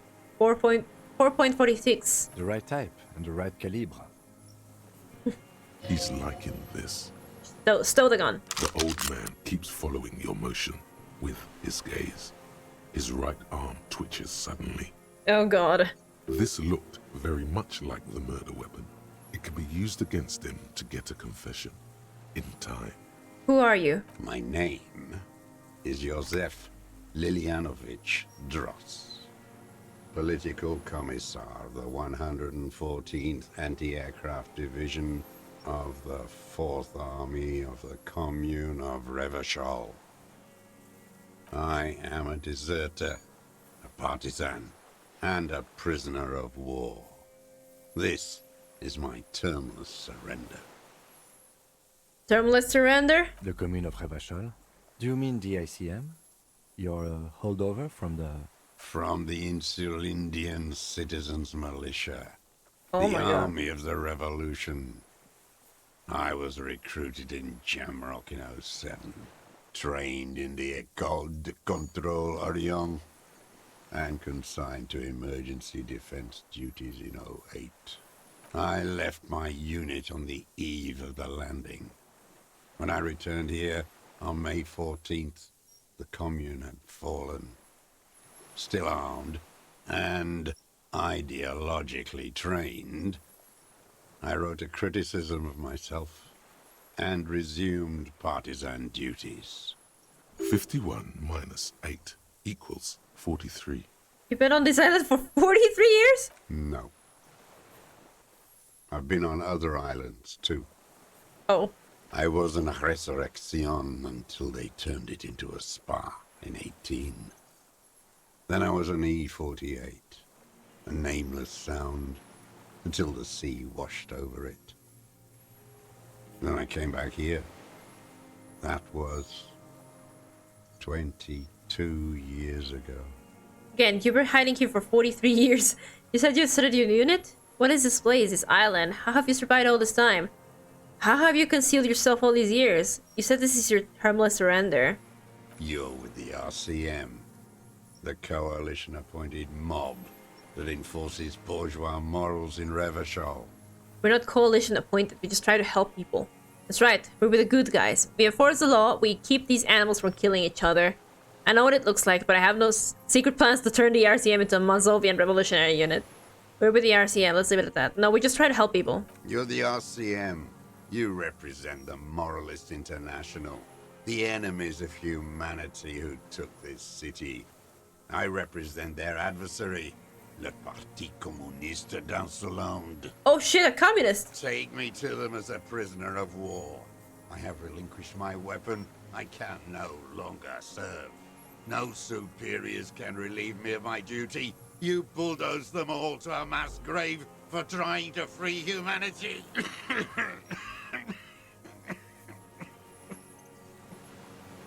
A spray of blood from his mouth on the black charcoal in the fire pit. Rene, the royalist on the coast, said, You never signed the Revacholian instrument of surrender.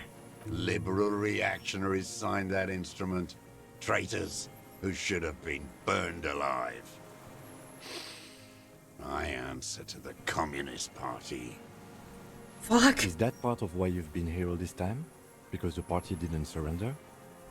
He just wipes the blood from his chin. Honorable. Honor is a feudal atavism. My motive is class. How have you concealed yourself all these years? It was hard in the Thames. I didn't have partisan training. They were searching for stragglers, those bloodhounds. Floodlights on the water at night. There were posters, campaigns. We communards still hoped, and they needed to snuff that hope out. The East capitulated. Martinez and Coal City were turned to dust. But Jamrock, Forburg, even Coron, and Boogie Street, of course, Those fucking kips had Marsov coursing through their veins. And others too. Some cordons of Revachol was still fighting. There were cells. I tried to contact them. Soon they all went silent. The frequencies dead. How do you get between here and the mainland? At night, I used a dinghy. I only went after dark then. When I got to the city, I stayed underground. Patrols, you lot, the commons too. They'd started snitching. In the city, you move underground? From bunker to bunker. Man. Not anymore. No one cares now. I don't even have to hide. They think I'm another antisocial vagrant. I could walk straight into that town if I wanted. Why didn't you just walk there? Weapons cache under Saint Ghislain 22B. In the basement. Have you been there? Why don't you just walk there? I don't want to. They're all traitors. Pigs, rabbits, and dogs. Men without ideals are only animals. He does not want to see life moving on. People forgetting, drinking, laughing. The weapons cache. So you finally found it. There must have been a small squadron's worth of arms in there. Elmer Graves, right? They were damaged beyond use. I know. So you've been there? Sleeping. Some nights. Ammo scrounging on others. Those McGraves were shit, even before they corroded. Some had bullets in the chamber, however. You feel the dots connecting. Little dots on the map he's walked across. There's a small bunker under the Feld building. Have you stayed there? The propaganda bunker. I used to, but not anymore. Propaganda bunker? They stored leaflets there. Broadcasting equipment, too. Made broadcasts, I think. Propaganda officers. I buried them with their leaflets. Oh my. They killed themselves. 2 young boys. Killed themselves? A lot of our boys did. I spent some winters there. Never liked it. Kept thinking of them. No need to go underground anymore. It's better in the ruins, on the ground. One more question. Do you smoke Timon cigarettes? I do. Ever smoke them on the mainland? They're good. Plenty of tar. I like that boy on the pack, too. Reminds me of the last century. Definitely connecting, huh? Tell me another thing. The old man looks across the water, at the city, the ruins, the motorways rising above it. You said you deserted your unit? I was just 16 years old. 15 when I volunteered. I had a lapse of faith. And of courage, too. Lapse of faith? You could say I misunderstood the historic role of the proletariat and thought Mazovian socioeconomics were fallible. For a second, I doubted the irreducible laws of historic materialism. A second is all it took. For what? For reaction to take hold. What's reaction? It wasn't reaction, you were just afraid. Yes, we all have a tiny bourgeois person in us trying to run away. You were just afraid. It's the same thing. You haven't seen it. Not really. Not naked. It's impossible not to be afraid. And this was when? May the 13th, 08. 44 years ago. The horizon was black with coalition airships. Their petroleum rose to the sky and it looked like it formed the clouds. Storm clouds. When they started shelling, it was dark magic. Dark magic? The combined might of international capital. All at once, all the greed and terror in the world tore into Revachol. It lifted streets from the ground and turned houses into ghosts. We were in the flak tower, huddled on the floor. The artillery was 80 kilometers away in Ozon, but I knew the commune would fall. We would all be turned into ash. so I said I was going to the map room. A terrible shame, still within him. The lobes of his ears are red with it. The shame and smallness of what he became. You didn't go to the map room? No. I climbed the chain link across the water and hid inland, in the bunkers there, like the weakest of the weak. A mouse, frightened at the ordnance all night, and the sound of the rotors in the morning, whirring. What was that? Airships. I climbed out into hell. The landing was complete. The chain was submerged. I had to swim back. The fortress was half submerged too, shattered. They'd all drowned in the lower levels, or got torn to shreds above. The anti-aircraft gun had malfunctioned. So had I. I left them without ideological direction. It was real. I'd seen it. I'd seen it in reality. Seen what? The mask of humanity fall from capital. It has to take it off to kill everyone, everything you love. All the hope and tenderness in the world. It has to take it off just for 1 second to do the deed. And then you see it, as it strangles and beats your friends to death. The sweetest, most courageous people in the world. You see the fear and power in its eyes. Then you know. Know what? That the bourgeois are not human. You've lost your mind. I've always respected the same. That's definitely enough now. Say nothing and let him finish. I had to. I had to fight it. I had to never stop. The old man fell silent. His black eyes keep piercing your skin as he looks to some great distance behind you, shaking his head slowly, retreating from it. What is this place? This island? It's not an island, Dwat. It's a defensive fortification of the commune of Revachol. And I am its last surviving defender. What was it used for? The congenitally deformed King Philip II built it to restrict access to the Bay of Revachol. We captured it in '02, retrofitted the fort with an AA gun to defend against an airborne landing. Against the whole world. You mean the landing? Retaking of Revachol? Coalition military called it Operation Deathblow. I later found out on the radio they called it Deathblow.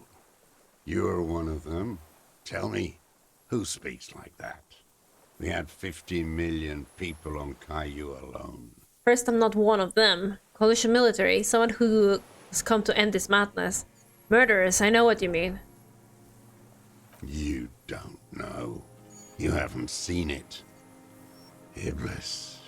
Iblis? The black-eyed angel. How have you survived all this time? How does anyone survive? I steal. Now hold on there. That's a choice. You could have been self-employed, create a system. What do you steal? Supplies, vegetables. I collect rainwater. It's the life of a dog, not a human being. How is your health, Mr. Dross? I've been throwing up blood since winter. Red, like beetroot. Been passing it in stool, too. Uh-oh. He does seem frail. Gaunt for his age. More like 75 than 65. Trouble putting on weight could mean cancer. The RCM can provide medical services. You need to be looked over. I need to die. Oh my god. You don't have medical facilities. You have guns. That's all they give you. Toy guns. We have Dromain and other opioid-based painkillers. You must be in pain. This is a serious situation. You need to be looked over and we can do it. We have Dromain. I have been running out of that stuff. There's no way he could manage the pain without them. It's safe to say he is addicted to painkillers by now. You like that Dromain, don't you? It's the little joys. The dark joke. A sunshiny day, Morphine. This is a serious situation. You need to be looked over and we can't do it. There's nothing to look over. The triage is in, and it's black. Administer morphine. Moribund. How have you coped mentally? I haven't. I have holes in my brain. Years missing. Others filled with pain only. A decade of... I don't even know what. Inferno? I also live in hell. I also have holes in my brain. You notice the lieutenant is about to say something. I would imagine it gets tremendously difficult, mentally, to live in isolation. Traitors. It's better alone. I watch the people of this city turn the lights back on more and more each year. Ruins, glimmering in the dark, like a fucking merry-go-round. It's disgusting. Man. He looks down at his shoes, his face parched from the sun and the wind. There's a winds of pain in there somewhere. Are they not heartbroken? How could they have moved on? Again, you've been hiding here for 43 years. 43 years and 10 months. That's insane. That's steadfast. That's insane. It's not how a human being should live. But I had to. I couldn't just forget. I couldn't just forget what I saw. He just couldn't. You couldn't give up. He nods. But he can now. What have you been doing during all this time? Hiding, fishing, waiting. Where the afternoon grows late, on Rue de Saint-Ghislain, people walk home. Street lights will soon be lit. Further inland, the streets are alive with workers, men, women, children, street hawks and migrant laborers. The temperature is steady. Alto cumulus clouds form above Precinct 41. 2 police officers step out of the Whirling in Rags cafeteria. Satellite officer Jean-Vic Mayer inspects giant letters across the plaza mosaic in dark red government-marked heavy fuel oil. Patrol officer Judith Minot points west. The fishing village. She glances at her watch. We meet in 15 minutes. It's a 10-minute walk. They're coming? Officers go, leaving behind the writing, still smelling of petroleum. One day, it says, I will return to your side. Always waiting. For what? For her to return. Her? Her who? Girl child. Revolution. Girl child revolution? I'm afraid she's gone. She better come. I too have given my life to Mazovi and socioeconomics. I dare not dream anymore. Nothing in history is guaranteed, but revolution is still a possibility. Girl child revolution? Always. I dare not dream anymore. Revolution is still a possibility. No. The material base for an uprising has eroded. The working class has betrayed mankind and themselves. The historic opportunity for a revolution has passed. It will not come back anymore, however hard I try, whatever I do. So that's why he's the deserter. Once a deserter, always a deserter. I have done everything a man can do. What have you done? We keep people alive. We help them survive, whatever the ideological situation, day in and day out. Survive? For what? You're a communist soldier from the communist army. No, I am not a soldier. I am an ideological officer. I belong to the party, not the army. But you said you were trained and assigned to the defense corps. Trained in historical materialism, then assigned as a political commissar by the party. These things used to mean something. God, sorry, I had to let the cat out. Wait, what does political commissar do? The old man does not answer. He tilts his silver head and looks at the reeds. You see a small tremor pass through his legs. His job was to assure the army answers to civilian control and follows the ideology of the commune. Scientific communism. A commissaire politique is a night philosopher of the revolution, a future human. awakened from shutdown by the promise of ideology. That means you're a trained communist, right? He nods slowly, then another tremor. I'm also a communist. I'm a revolutionary too. Today the real revolution I think is done by entrepreneurs. Nope. I'm also a communist. No, you're not. You're a liberast. Liberast? A liberal and a pederast. It's what most liberals are. I'm not a liberal. I told you I'm a communist. Detective, we have not come here to discuss ideology. We have come to ask questions regarding a murder investigation. The old man spits into the fire pit. He does not say anything more. A jitter passes his lower body. He's gonna die here, isn't he? There's definitely something off with his body. Something more than just metabolism, or even cancer. How about a serious question for you? There's nothing serious in this world. What have you been using? Farce. What have you been using this gun for? I've used it for killing people. Here we go. A trail of blood. The lieutenant smells it too. Killing people? It's a gun. That's what they're for. You want a moralist euphemism? Defending your family and your property. I haven't done that. I've used it to kill people. Interesting. During or after the war? There is no after the war. Class war is never over. So he's continued killing after hostilities ended. Okay. Okay. Oh god. This is it. You can feel it, like battery acid on the tip of your tongue. Something you haven't felt in a while. But? This is what you live for. This is the shit. The shit! The great serotonin jackpot. The solution. Go in straight. No euphemisms. He doesn't like those. The solution. No. Be careful now. Slow and steady does it. Make him repeat it first. Don't mess this up. Remember, he wants to tell you. Get personal. You're gonna have to excuse me. There's a fucking helicopter.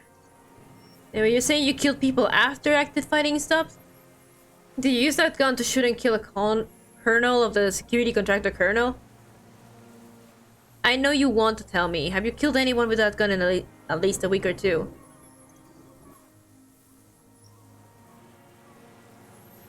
Okay, so be careful now. Slow and steady does it. Make him repeat it first.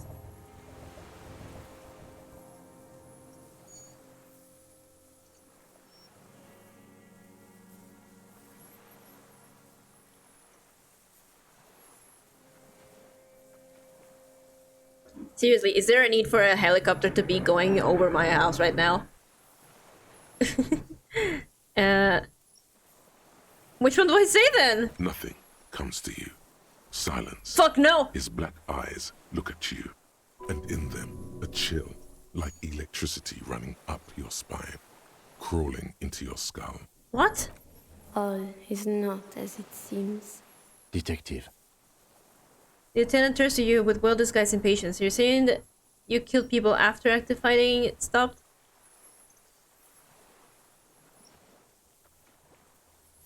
What did I just say? He keeps shaking his head erratically suddenly. He brushes something out of his eye. What did I just tell you? Don't drop the ball now. Did you use it to kill a colonel? The who now? He heard you. He just wants to hear you say it again. This is dramatic flair on his part. My god, man. Choice. We're in. Do it, sire. The corpse in ceramic armor hanging behind the whirling and rags. Did you shoot him? The fascist death squad who took a bullet in the mouth on the night of March 4th. His name was Ellis Cordiander. He was part of a security detail here in Martinez. The beautiful, strong man sent here by the honorable private military company colonel. You know who I mean. The corpse in ceramic armor hanging behind the whirling and rags. Did you shoot him? Oh, yes. That one. Ugly piece of work, that boy. Did you kill him? I am a son of a welder and an officer of the commune of Revachol. Oh boy. I do not collaborate with murderers and pederasts of the liberal regime. A drop of blood in the saliva. Exhaust him with proof. Pile it all on him. Get a confession. The gun. The murder weapon is the perfect opener. Okay. The scent of blood in the air. But what else? There was something you can't remember. Something about the tracks. Suddenly, all those tracks are so confusing. Go with something else first. I don't need your cooperation, I've got this. We've done the ballistics. The shot came from that island. Come on, what am I forgetting? We've done the ballistics. I saw you poking around there, looking for evidence. You're damn diligent when it comes to dead fascies. Did you like the view? You had direct visibility. There are embrasures in the concrete, specifically meant for a top follower to use. And you had a long-range rifle in your possession. You've been here a long time, Mr. Dras. Too long. You clearly need medical aid. I'm ready to die. I've done my part. He's practically admitting to it. Dead fascists for Oh fascists. man. Done his part. You said dead fascists? You admitted you killed him? Is the best uninterrupted line of sight into the window in all of Martinez. Because it's a sniper's nest, you stupid fuck. Radio Gosh is right. You have worms in your brain. Almost. He almost burst out there. Keep piling arguments. Anything. I don't need your cooperation, I've got this. Not a lot of guns around that use military-grade ammunition, are there? It's a real gun. Not like your little musketeer pistol. I've seen you prance around with that. Oh, shut it. Jumping hoops for the liberals. You look like imbeciles. Why don't you ask them to give you real weapons? Going against automatic rifles with these toy guns. Of course you got those boys killed. Shut! Damn, he saw you. He's watched it happen. He would have a good view of the tribunal from here. It's not just empty boasting. Fuck. So he saw you. Okay. So what? Don't let it divert you. We saved a lot of them. Their leader, Titus, we handled that situation. Stop changing the subject, we have the murder weapon. You know what? You're right. I'm convinced this made the shot. Should we call it? Dramatically ask, you think we have the murder weapon? 4.46 jacketed ammunition, modified for range. We have it. This is it. I'm calling it. We have the murder weapon. Good. This feels good, doesn't it? Tearing things up like this. When you have the murder weapon, you have the killer. Yeah, Kim. Murder. The old man does not say more. He just glances into the reeds and then twitches once more. Like a marionette on some invisible string. This pushed him, but not enough. Just a little more. Come on, what am I forgetting? Wait, here it comes. The goddamn Maybells. The dried Maybells on Klaasje's roof. Oh, yes. There were Maybells in the grass when you got here. And Maybells on Klaasje's balcony. And nowhere else. Nowhere in all of Martinez have you seen them. Oh yeah, the Wait, flowers. Don't forget the footprints. The diagonal prints in the dust in the secret space behind Klaasje's bedroom. Now, they're gonna come up. Of course, thank you, Head, thank you. You got it. Remember, the boot prints were like no modern soul. Maybe don't beat yourself anymore, though. You're not immortal. Maybells behind the victim's window. I saw them growing here. Damn Maybells. The whole island is turning white with them. He seems tender suddenly. Nostalgic even. A strange mood swing. So many this year, too. The spring is coming. No, it's already here. Wash the filth away. I haven't seen these flowers anywhere else in Martinez, only here. They blossom on the islets before. We fertilized them with our blood. Resurrection was snow white in May, before they ruined it.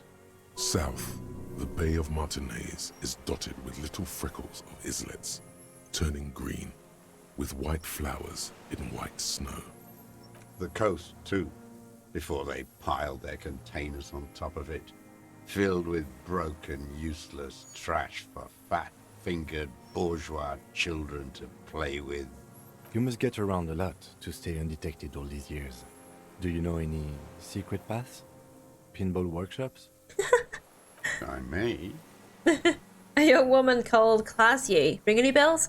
Flowers like these were behind her window. Klaasje. You know her, right? She had intimate relations with the victim, the mercenary. With the victim? He turns his sight from the widening field of flowers and falls silent. Then the muscles in his jaw twitch a spasm. There is a small tremble. Looks like a smile. A crooked smile. Yet isn't quite voluntary. He's about to burst. Don't leave any loose ends.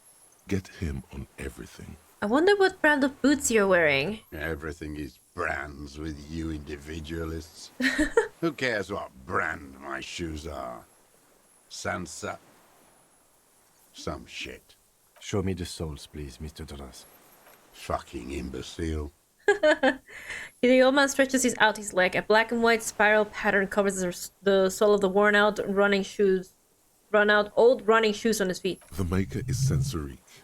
The model is Cordobe, and the size is 43.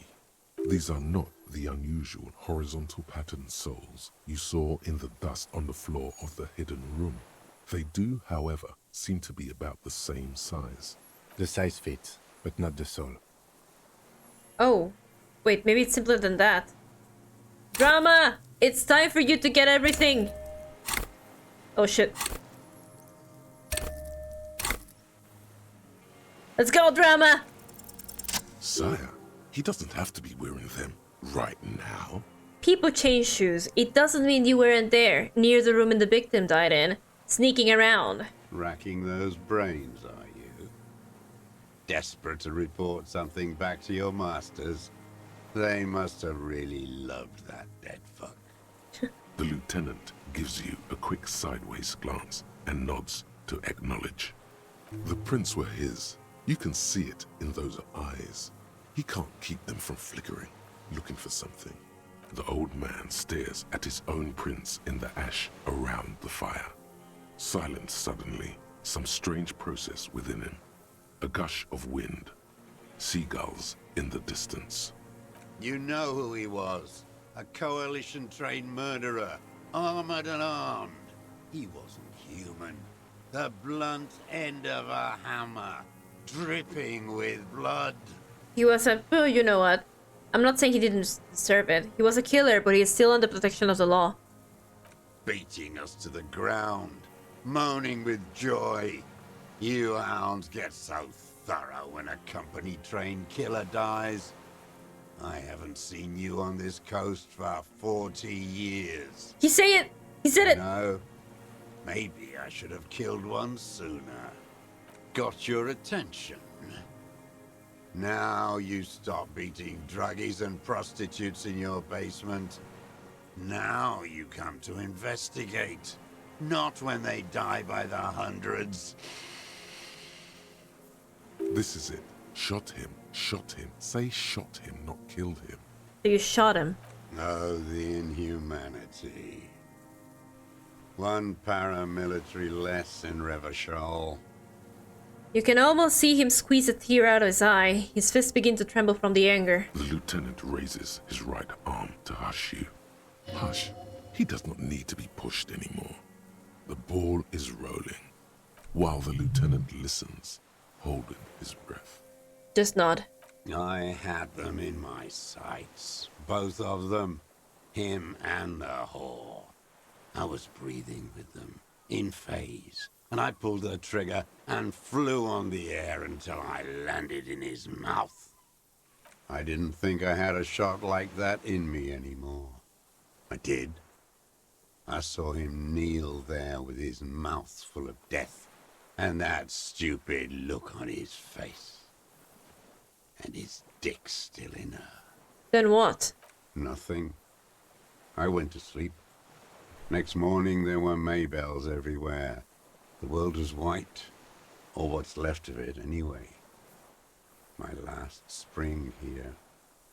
I knew the fascists would come to avenge their own. Damn. And so they did. For some reason, I don't feel victorious at all. I feel really fucking sad. Mr. Dross, are you aware you're confessing to murder? Yes. Damn. You were looking at them, the victim and a young woman, having sex, through the scope of your rifle that night, before you shot him? The old man nods. Why? Because that's what they were doing. The motive. This is where the motive is going to come from. Well, you can coax it out of him. The lieutenant's preparing the ground. I don't understand. Do you, detective? I don't understand this part. Why were you looking at them that night? I'm always looking. He cocks his head to the side, then turns his eye to the city. Another tremor passes his right side, lower in intensity. Are you always looking through the scope of a rifle? I'm just trying to understand. A rifle's scope has the best magnification. Helps him see all the shit. And if you don't like it? Click. If it's part of the shit, you see. Then you pull the trigger? Yes. Think of it as a form of critique. We've got him going. Connect every little piece now. Wrap this up like a gift. What specifically did you not like about what you saw the night of the murder? Them fucking. I didn't like that. So you were jealous? Jealousy is a reactionary concept. I didn't like the Reaver enjoying himself. Drugged out, soothed in the arms of a young woman. I wanted him to die so he could not enjoy life anymore. And I wanted to see his head explode. That too. She should know better than to hold a child murderer between her thighs. I knew he'd be there for one more second, writhing. That's all it takes for the bullet to reach his head. Now that I think of it, I wasn't aiming for his mouth. I wanted his brains to spill out on her. But you can't have everything. This man has seen past her, like you did. And now he longs to see her covered in blood. Oh man. To punish her. How long had you been watching her? You wanted to punish her, so you killed him. How long have you been watching her? Since she came to Martinez. I saw her sneaking in the reeds early in the morning, behind the Fell building. It was dark, still winter. She didn't have her skimpy outfit on then, just a spot in the night, moving. Past the Fell building on the coast? What was she doing there? Hiding something in the water. She had a fag after she'd done it. I was up in the ruins there. She couldn't see me, but I could see her, smoking. She was nervous, but not scared. The fucking thing, the thing that was buoyant. The thing that I think visual calculus detected. Oh shit, it's coming together. What do you think she hid there? Her passport and tickets to Villiers. And from there to Cachet Brut. Some kind of hidden container on the coast? You looked into it? Yes, after she'd gone. It was a submersible. Well made, actually. Sloppy. We should have gotten her to tell us about this. Did you take the documents? No. I put them back. Why would I take them? I'm not going to film. Oh, I mean... Moving on, did you continue watching her after this? I did. She had a face like an archipelago, with those birthmarks. And a body, hard and lean and bruised all over. Black and yellow. I could see she's taken a beating. I could see who she was, too. A spook. On the run. Revachol's the cloaca of capital now. All the bagmen and arms dealers end up here to do drugs and have sex like animals. You could tell she was a spook from the documents? She had different color hair on the photo and glasses. Forged. Some sordid bourgeois affair. I've heard about this kind of thing on the radio. He's setting it up for you. The bruises. You can't make that out in a scope. And you could see her bruises through the scope of a rifle. You can't see bruises through a scope. It's just a blur. How does he know those minute details of her body? +1 footprints in the dust, +2 could have changed shoes, +1 found the people. Ah! It quickly comes to you. The bruises on her body. Any chance you've seen them through a hole in the wall? Oh, yes. Cutting those drugs of hers into little lines with a knife. Masturbating. Did you make that hole? With a clip point knife. Motherfucker! Good for listening in, too. For hearing the moaning and the snorts. Ever see her through a window on a roof? Like that, too. Yes. Bending like a bow against the glass. You've been through the secret route behind the Willing and Rags. Those were your footprints there. You just changed your shoes. I've been through all of Martinez. Every nook and cranny. And that too. Yes, that too. The things they did in that little room. What she'd do to feel good. Funny the way light works. You turn it on inside, and it gets so dark out, you can't see a man looking in.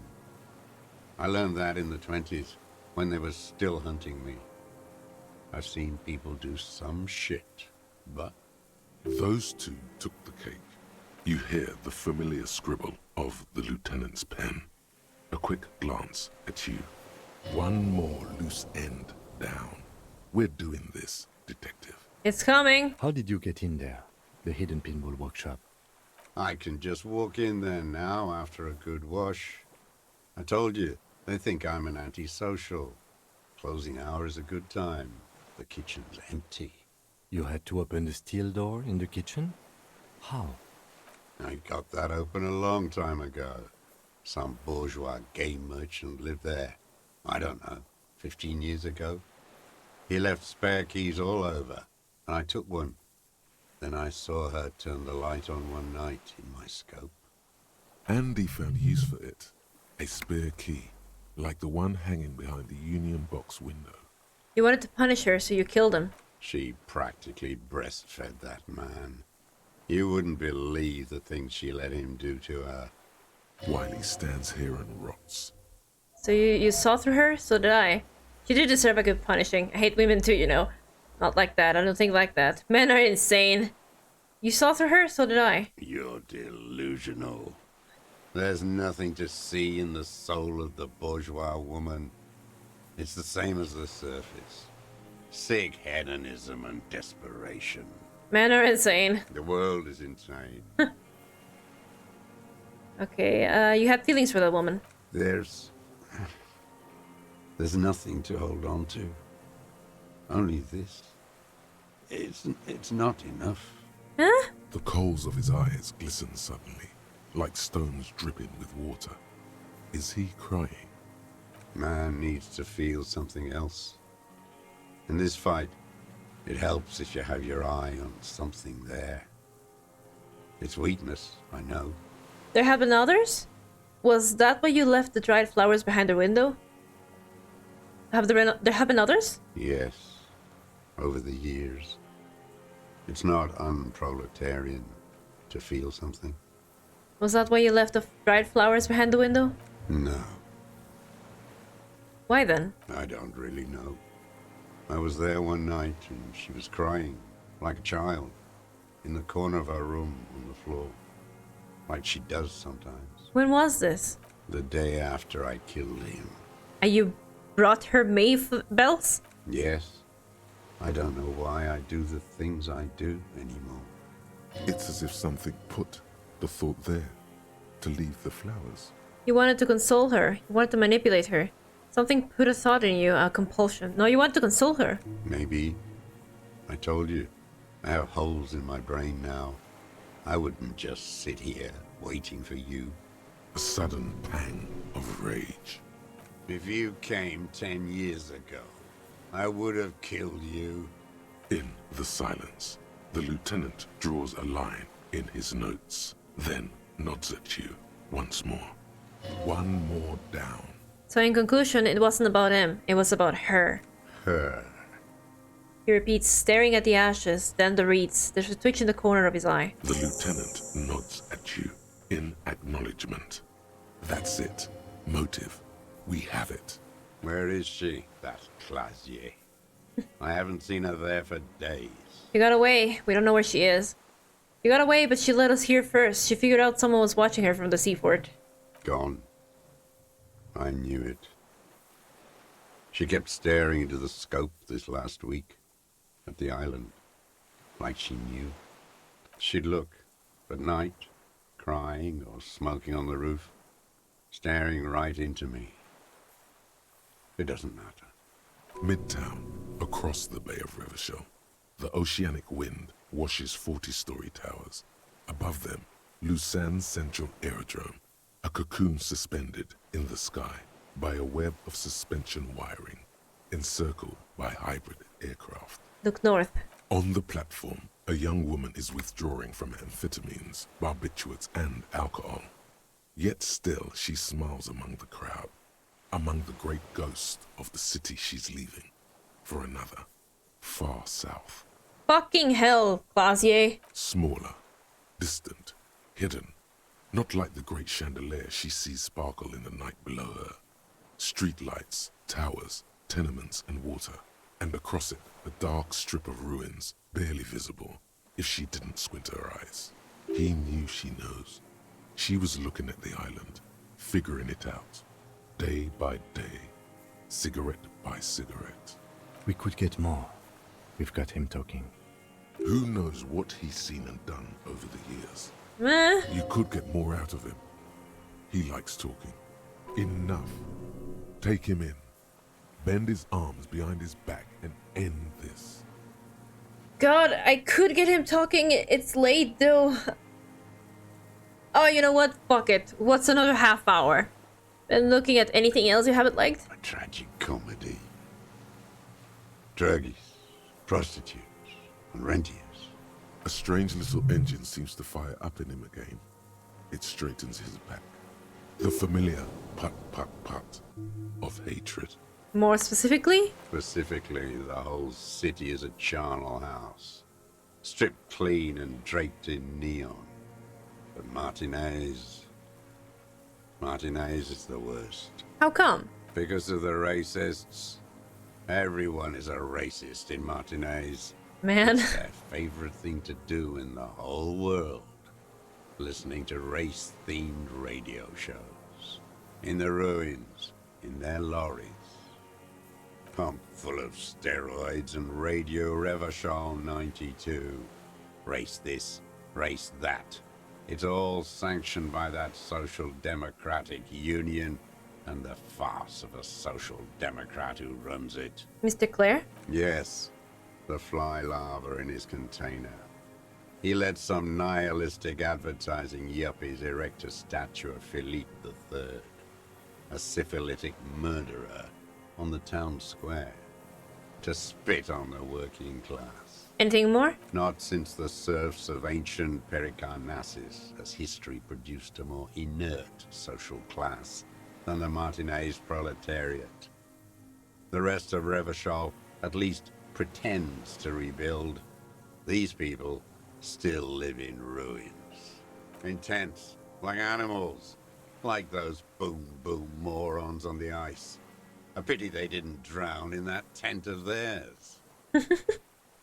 Hey, leave them alone. They're my boom-boom morons. That all? The worst of them is the blood-drenched Sucrion on her yacht, licking her lips. The old whore's gone now. Her gun-toting porcelain men are dead. So, actually, no. The worst is that old cock parading around in his uniform, throwing balls all day. Leave him alone. It's not enough that the racists and liberals are dancing on our graves. The old loyalist ghouls still parade the ruins too. Every morning he's there, while the parasites he fought to protect are off in Ozon, or Quayamoran, or some other island they built their palaces on, feeding on drugs and having sex with their own children. Say nothing. That's all the rich really want. Sex with their own children. The fuck? Throughout history, even the royal bloodline of the suzerain. It's all just an excuse for them to have sordid sex. At least that old cunt, Frisell, is now dead. No, I have some more questions about this. We did good when we pushed him under the horse car. Until, in the 30s, those disco whores. The disco whores are too much. Hatred shuts down his brain's language center, leaving only a nonsensical sputter. There was something about a statue and nihilistic advertising agency people might be worth investigating. Ask about that cock on parade too. Make sure you get everything here. Okay, I'm starting to regret actually going into this because it is pretty late. Disco horse? Horse. Is all he says. Even that word has to be pushed through your teeth with great force. The rage seats hard. There was something about the statue on the roundabout and syphilis? Syphilis is a disease Philip III contracted in a whorehouse.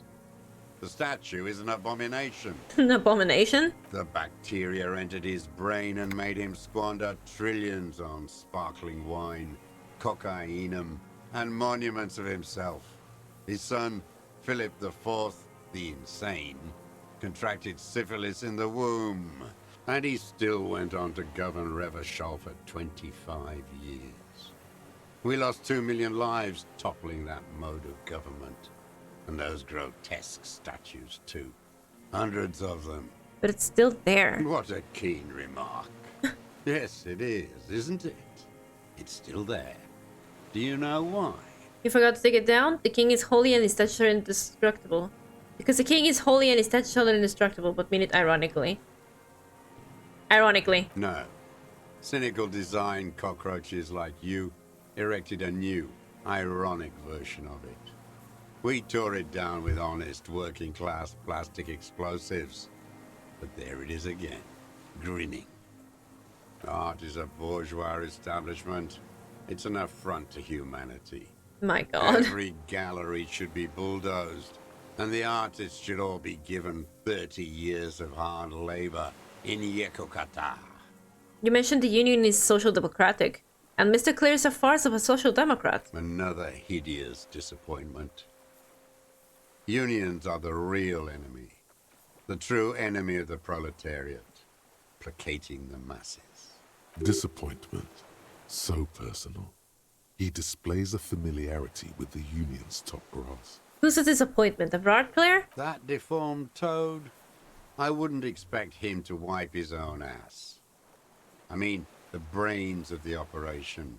The smart one. The brains? Edgar. You mean Edgar, Rod's brother?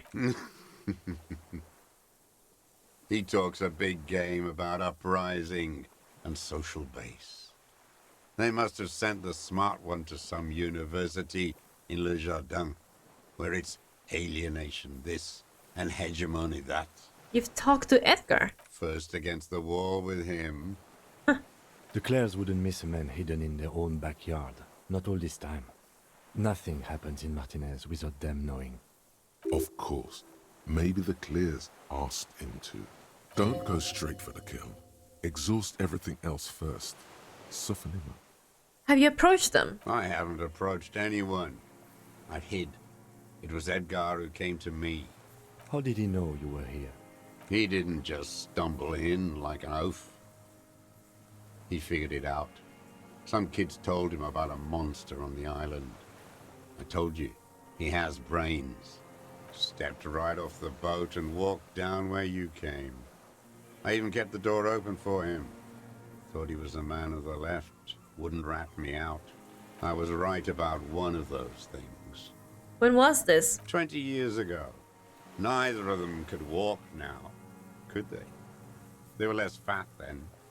That's around the time the Clears came to power. What do you talk about? Edgar did the talking.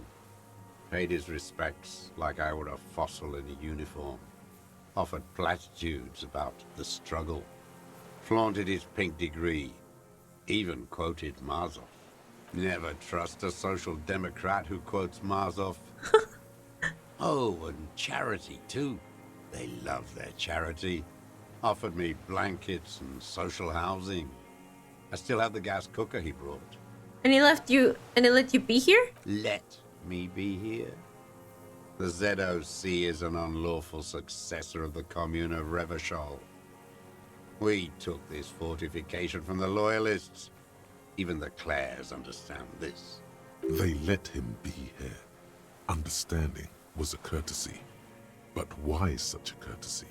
Mr. Dross, did you kill the Cranel mercenary for the Clares to incite a riot? You know why I killed that fucker, Dwat. As to Edgar, I'm not doing anything for that swine again. Again? What have you done for Edgar before? Tried teaching him some Marzovian socioeconomics. They didn't stick. We parted ways. Okay, he didn't do the hanged man for them.